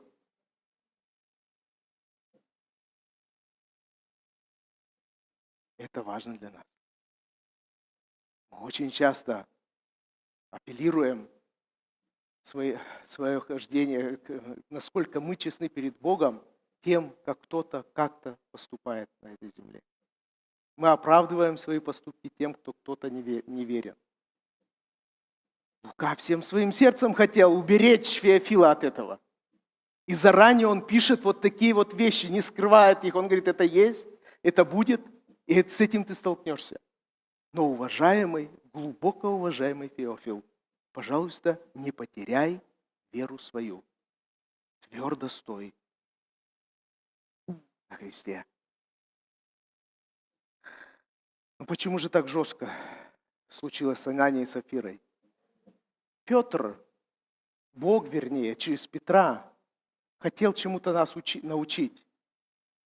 Он хотел научить нас, я думаю, тому, что для него прежде всего важны взаимоотношения. Я как-то проповедовал месяц назад даже о том, что наше даяние – это прежде всего поклонение Богу, форма поклонения Богу, наши приношения, наши даяния. Вместе с тем, что это восполнение чьих-то нужд, конкретных людей, конкретных обстоятельств, но это наше личное поклонение Богу. Сегодня я хочу сказать, что каждое приношение – это взаимоотношение с Богом. Взаимоотношения. Мы очень хотим как-то наладить контакт с нашим Богом, правда же? Мы это очень хотим. Мы говорим, Господи, хочу очень близких отношений с Тобой. Хочу слышать Твое сердце. Хочу знать, Господь, Твою волю. Это сердце каждого христианина. Слышать Бога очень близко, переживать Его очень близко. Так вот, приношение – это форма приближения к Богу, вхождения в взаимоотношения с Богом. И они могут быть испорчены. Почему? Петр, благодаря Духу Святому, почуял, что в церковь просачивается какой-то странный дух. Этот дух конкуренции, сравнивания себе, подражания другому во внешних делах. И Лука пишет Феофилову, Феофил,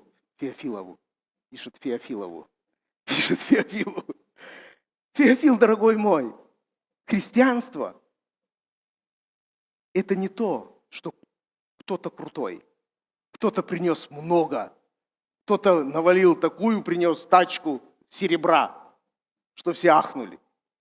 Это не это. Христианство – это не конкуренция, кто крут. Христианство – это не соревнование, кто больше принес. Христианство – это чуть-чуть другое. Иногда нас подталкивает подражать кому-то, во внешних каких-то проявлениях. И вот Варнава принес, все принес, то, что продал, принес к ногам апостолов. Анания и Сапфира захотели так же. По форме они повторили то, что сделал Варнава. По форме принесли тоже. Но по сути совсем другое. По сути они хотели сказать, а мы не хуже Варнавы. А мы ничем не хуже Варнавы, и он не круче нас. Мы такие же крутые, как и Варнава. Мы тоже так можем. И принесли свои пожертвования, свои даяния, свои приношения. Мы тоже так можем. Этот дух преисподней, конкуренции, а мы лучше, а мы так же можем, а мы ничем не хуже. Представляете, кто в церкви сидят, большинство людей сидит, у кого нету этих имений, нету этого лишнего клочка земли, который можно продать. У них нету. И вот они сидят и думают, Господи Боже ты мой, здесь Варнава тащит цену за имение, здесь Анания с Сапфирой продали. А нам-то чего продать? Последнюю почку продать, может быть, да принести. Что нам-то делать, когда они такие крутые? Может быть, нам здесь вообще не место в этой церкви, когда здесь такие есть люди. Это ужасное состояние. Если бы этот дух утвердился в первой церкви, мы бы не дожили. Церковь бы не дожила, а просто съела бы друг друга по своей крутизне, кто крут и кто что приносит. Но Бог вот так радикально остановил этот процесс. Мы приходим в церковь не для того, чтобы соревноваться друг с другом. Кто как выглядит, кто что приносит и сколько приносит. Наша цель другая. Наша цель – войти в взаимоотношения с Богом.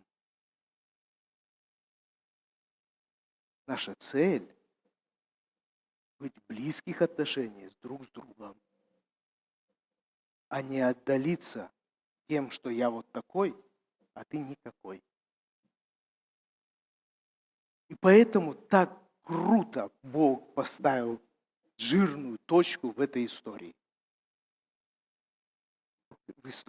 Я не слышал больше, по-моему, в истории церкви, чтобы так было, так случилось, чтобы вот так, прямо вот так вот кардинально Господь поставил точку в каком-то нечестии. В Новом Завете, в истории церкви. Из этого я делаю вывод, что Бог очень милостив. И Он допустил это в жизни Анании и Сапфиры, и они заплатили огромную цену своей жизни, для того, чтобы церковь чему-то научить. Вот это была жертва Анании и Сапфиры, которую они принесли ради церкви, ради понимания, почему церковь может быть дающей и как дающей. Я очень хочу от всего сердца, чтобы Анания и Сапфира были с Богом. Я думаю, они заплатили огромную цену, и Господь сказал: идите ко мне. Вы сделали очень хорошее дело, в том смысле, что это научит на долгие годы церковь, что так поступать нельзя. Это их цена. Я в это верю. Я очень верю, что когда мы там будем все, мы встретимся с Ананией и Сапфирой, пожмем им руки и скажем: Анания и Сапфира, мы знаем вашу историю, но то, что вы заплатили, это спасло нас от глупостей. Это сохранило нас, чтобы мы не похвалялись своими приношениями и не сравнивали свои приношения, и не сравнивались ни с кем. Спасибо вам, Анания и Сапфира. Вы заплатили огромную цену ради нас. Я почему-то так думаю. Господь да благословит их, благословит нас. Но эта история не то, сколько надо приносить. Эта история не об этом. И проповедь сегодня не о том, что вы должны быть жертвенны, а история о том, что Бог очень хочет, чтобы мы были подобны Ему. Сегодня уже звучало самый известный стих Писания. Бог так возлюбил, что отдал Сына Своего Единородного. Это сердце Бога. Бог любит и дает. А не то, что Бог с кем-то соревнуется и дает. Бог говорит: дьявол вам дает, а я еще больше вам дам. Дьявол вам это дает, а я тебе вот это дам. У Бога это близко нету. Бог ни с кем не соревнуется. Бог ни с кем себя не сравнивает. Он делает, потому что любит. И всякое приношение, которое мы приносим, должно исходить от этих мотивов. Если ты любишь, то действуй. Любишь братьев и сестер и хочешь, чтобы у них было все хорошо. Действуй. Любишь Бога и хочешь войти с Ним в взаимоотношения. Мы же говорили об этом, да? Господь как бы ставит на кон свое имя. Он говорит: если ты кому-то дал, и точно знаешь, он никогда тебе ничего не возвратит, дал милостыню нищему, то знай, что ты дал в долг мне.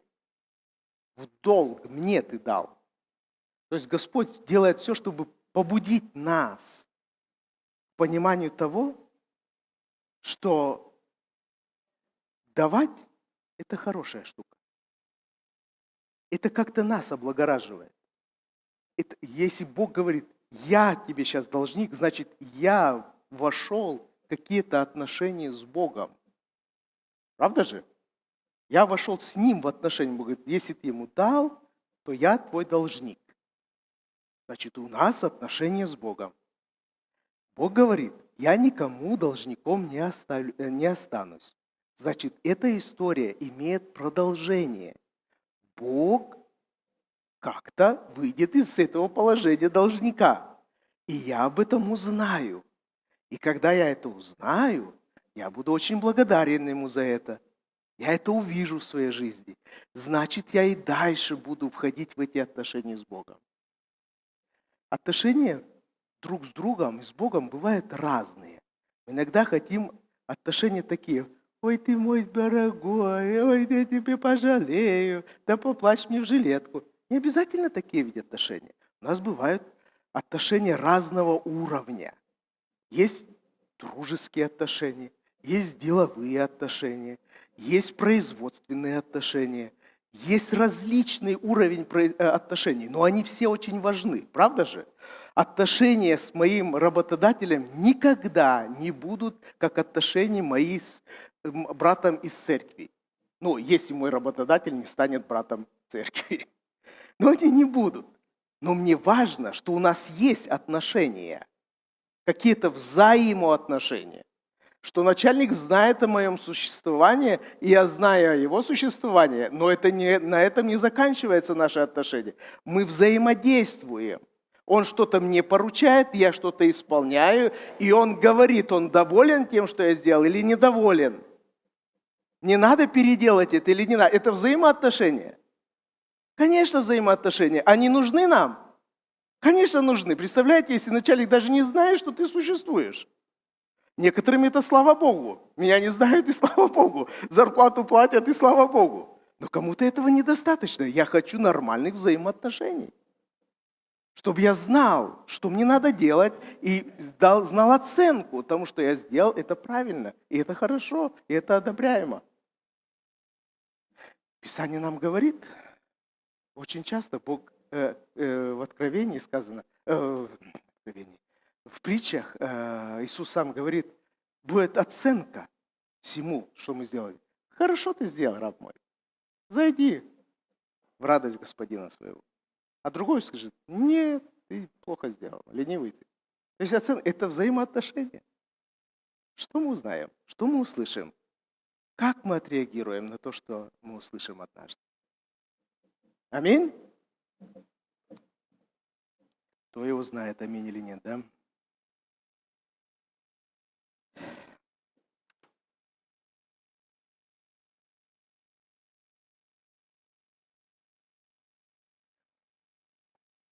Петр спрашивает, все, что было твое, все, чем ты владел, не было ли твоим?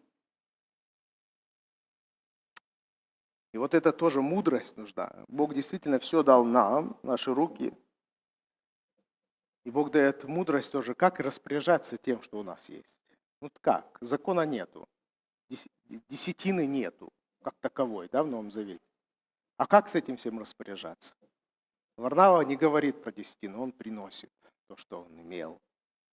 И вот эта мудрость, которая заставляет нас мыслить, размышлять, Господь, у меня вот это есть, я есть. Как это может служить? Все, что я имею, чем обладаю, как это может служить для Твоего Царства? Это стимул для развития. Это стимул для того, чтобы мы искали вот это вот близости с Богом, чтобы понять, как я могу распоряжаться тем, что я имею. Сколько же молитв, сколько же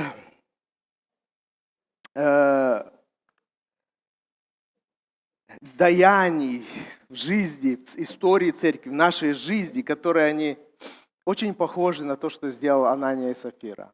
Они очень похожи. Когда мы молимся не потому, что хотим молиться, а потому, что надо молиться. Когда мы говорим комплименты не потому, что это действительно так, а потому что, надо же сказать что-нибудь. И гром и молния не убивают нас. Хотя это все то же самое сродни Анании и Сапфира. Они принесли ведь в конечном итоге. А неправедный комплимент – это же тоже ложь. Как и то, что они говорят, это все, а на самом деле не все. Или молитва, которая, потому что надо что-то сказать. Это тоже лживая молитва. Не потому, что у тебя вот сердце хочет сказать Богу или попросить у Него от всего сердца. Но Бог не убивает, да, сразу. Нет, Он милостивый Бог. Он говорит, это достаточно. Одной истории Анании и Сапфиры, которую записал Лука, этого достаточно. Просто вспоминайте иногда. Как потом нам было сказано, вспоминайте жену Лота. Вспоминайте жену Лота. Отсылка туда. Вспоминайте Ананию и Сапфиру. Отсылка туда. Этого достаточно каждому из нас. Бог верит в нас, что эта история поможет нам и сохранит нас от всяких бед.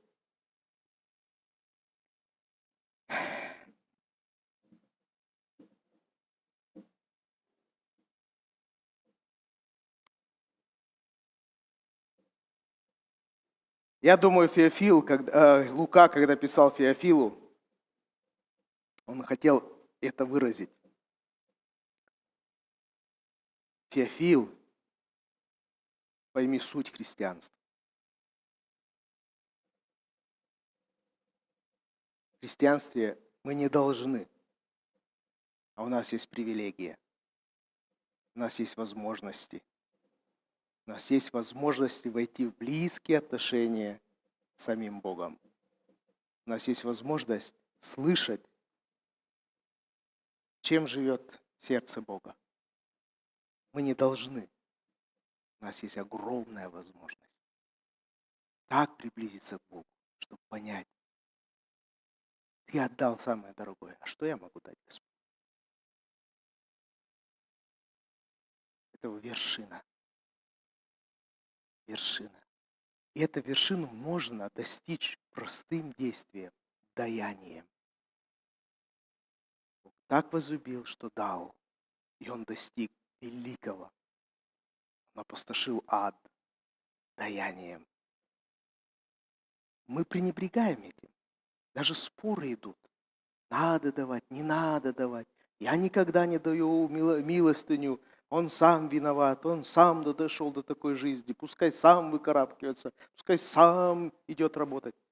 Да это его дело. Вопрос даяния не о том, кому ты даешь. Вопрос в тебе. Зачем ты даешь? Что ты хочешь этим? Надо ли приносить в церковь? Нигде об этом не написано.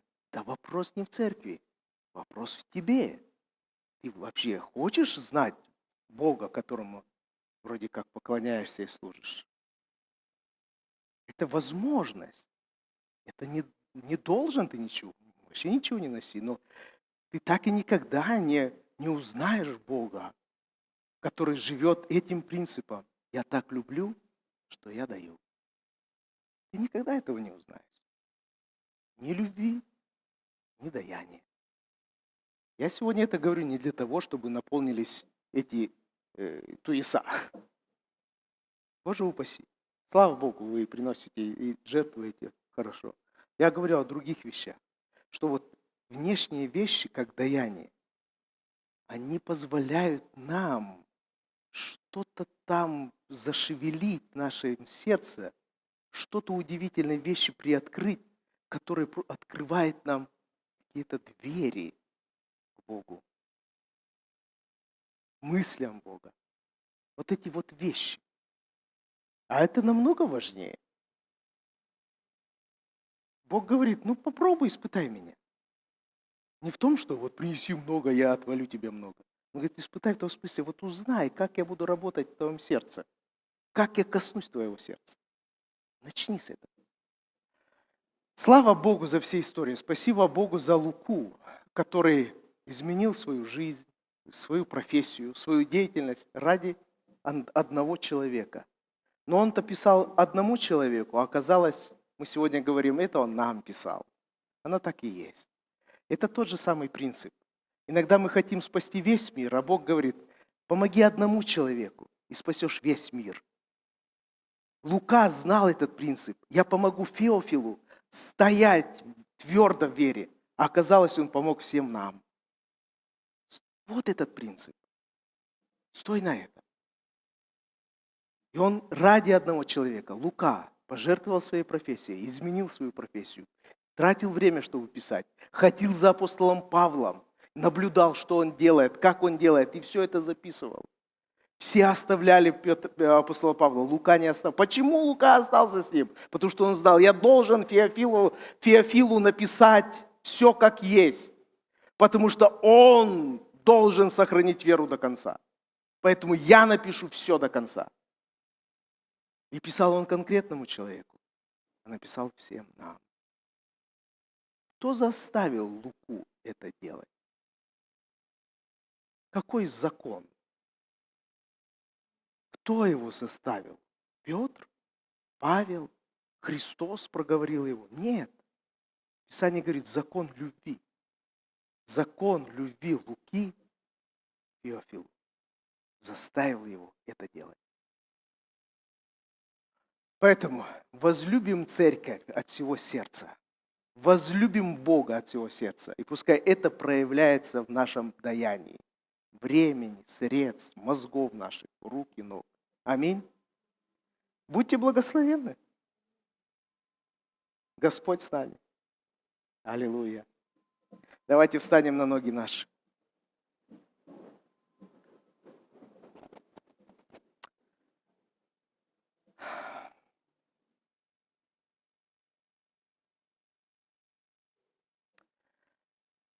Аллилуйя, аллилуйя, аллилуйя. Отец наш, спасибо Тебе.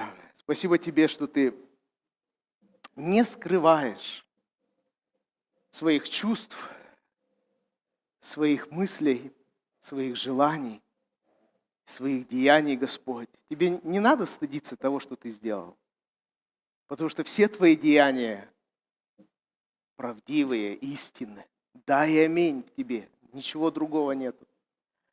А Господь, в нашей жизни бывают вещи, которые мы хотим забыть. Хотим стереть их с нашей памяти. Не хотелось бы, чтобы они были. Но Ты, Господь, так благ, что даже те наши промахи так оборачиваешь, Господь, во благо и нам, и многим другим. Я Тебе, Господь, очень благодарен за Сафиру и Ананию. Господь, они стали людьми, которые невольно, понятное дело, что они это сделали нехорошо, но этот поступок обернулся для церкви великим благословением. Господь Бог мой, Ты напоминаешь, говоришь, посмотри на Ананию и Сафиру. Подумай о том, почему они это сделали. Подумай о том, как ты можешь это сделать. Потому что Ты, Дух Божий, знаешь наши сердца. Тебе вообще не волнует наши внешние проявления, что мы делаем. Ты смотришь наше сердце. И хочешь, чтобы мы не подражали, а хочешь, чтобы мы двигались по любви. Это Твоя заветная мечта. Все, что вы делаете, делайте по любви. И, Господи Боже наш, даже в таком простом действии, как в даяниях, Ты говоришь, это великое дело. Мы можем таких вершин достигнуть, чтобы услышать Твое сердце. Что тебя двигало, когда ты пришел на эту землю, оставил все богатство, всю славу, пришел на эту темную землю и осветил ее собой. Господи Боже наш, напоминай нам об этих вещах. Напоминай нам, Господь, Дух Святой, Ты для этого и есть. И благослови нас, Господь, чтобы мы никогда не соревновались друг с другом. Никогда просто отгоняли, отрекались от этих мыслей. Они приходят, когда мы хотим посоревноваться, хотим показать, что мы не хуже. Но это Тебе не надо, это и нам не надо. Господь, благослови нас этим словом, этим происшествием, Господь. Пускай оно помогает нам. Во имя Иисуса Христа. Спасибо Тебе, Иисус. Мы благословляем Ананию и Сапфиру. Мы благословляем их. Мы очень хотим и верим, что они будут там, где Ты, Иисус. Они спасены Тобой. И за свою ошибку они заплатили большую цену, которая стала для нас большим благословением. Спасибо Тебе за это. Благослови, Господь, каждого из нас. Благослови, Господь, нам поразмыслить над тем, все, что мы имеем, говорит Петр. Чем мы владеем? Чем мы владеем? Что мы имеем? И Ты говоришь, мы вольны распоряжаться этим, как хотим. А мы хотим, Господь, пускай это будет по сердцу Твоему. Научи нас в этом. Во имя Иисуса. Спасибо, спасибо Тебе, наш Бог. Отец и Сын и Дух Святой. Аминь. Аллилуйя. Прославители. У нас сегодня еще будет прекрасное служение, когда сам Бог будет причащать нас.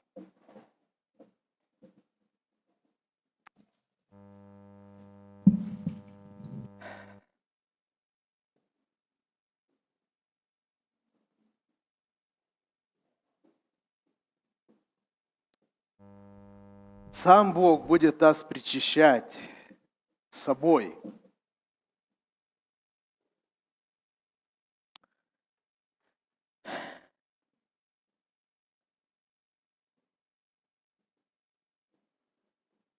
То, что мы сегодня читали про Ананию и Сапфиры, то, что мы говорим, что мы хотим знать сердце Бога, вот сейчас Господь говорит, я причащу вас с собой, чтобы вы имели эту способность знать Меня. И вот такой пример, который так он и сегодня действует. Матфея 26:26. Когда они ели, Иисус взял хлеб и благословил, разломил его и дал своим ученикам со словами «Возьмите, ешьте, это тело мое». Затем он взял чашу, поблагодарил за нее Бога, подал им со словами «Пейте из нее все, это моя кровь завета, проливаемая за многих людей для прощения грехов. Говорю вам, что я уже не буду пить плода виноградного до того дня, когда я буду пить с вами новое вино в царстве моего Отца». И они спели и пошли на Елеонскую гору. Аминь. И мы также начнем с пения, благословим тело и кровь и примем с благодарностью.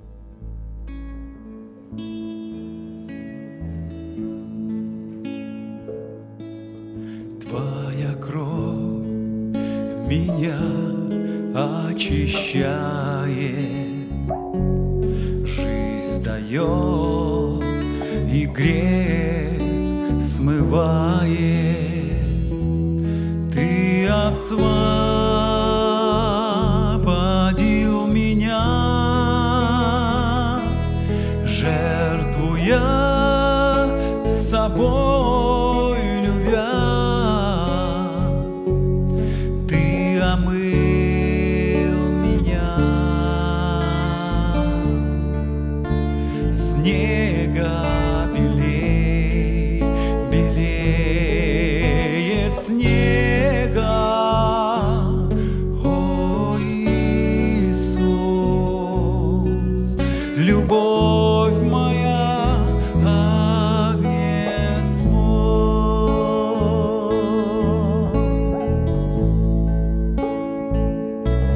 Твоя кровь меня очищает, жизнь дает и грех смывает. Ты освободил меня, жертвуя собой любя. Ты омыл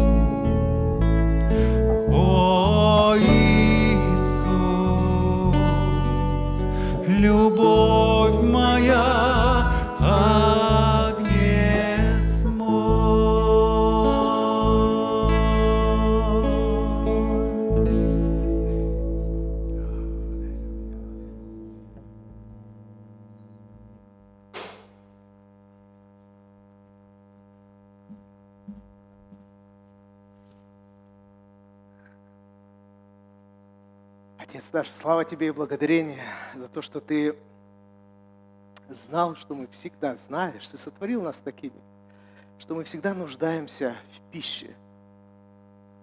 Мы нуждаемся в пище каждодневно. Наше тело, наша плоть нуждается в пище. И Ты дал нам, Господь, эту пищу. Сотворил этот мир, Ты сотворил человека и сказал, все это вам в пищу. Господь, но Ты также знаешь, что не только плоть, но и душа, и дух наш нуждается в пище.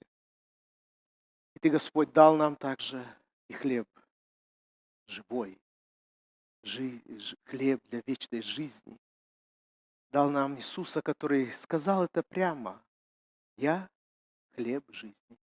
Всякий, кто будет кушать меня, не умрет, но будет жить вечно. И, Господь, мы на этом стоим. Мы знаем, Господь, что Ты залог нашей вечной жизни. И тот, который даешь нам, Господь,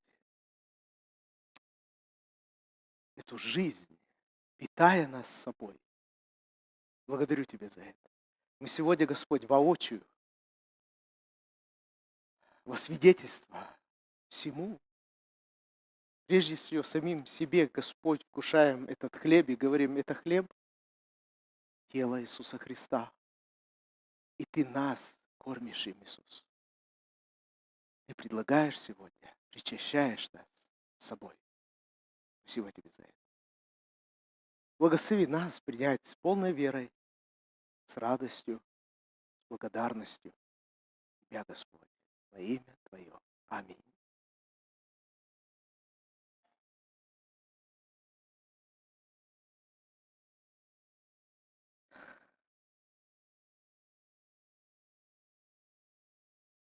Аллилуйя. Слава Тебе, Иисус.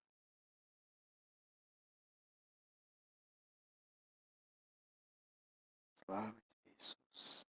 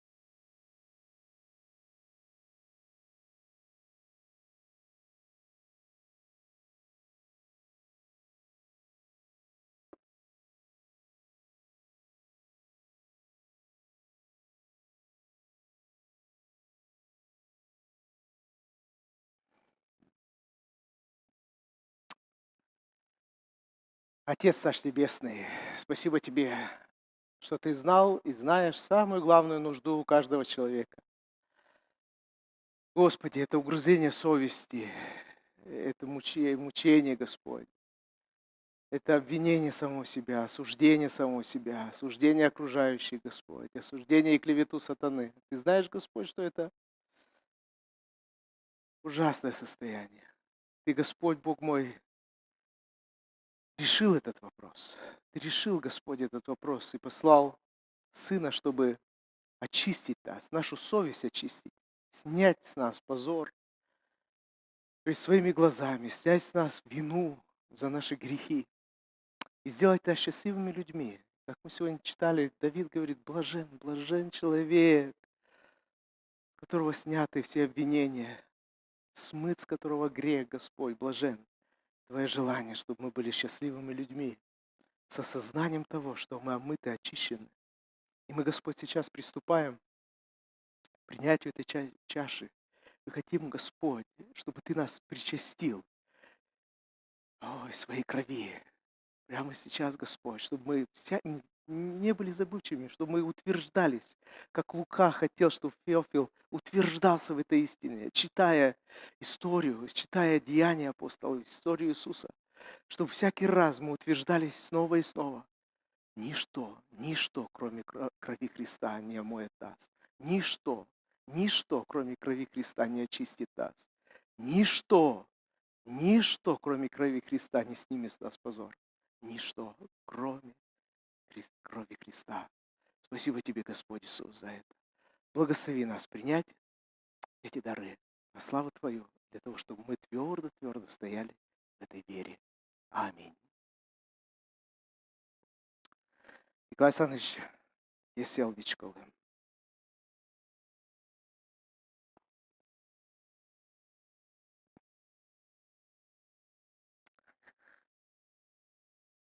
Ставы сдачь, локтой, бочтой.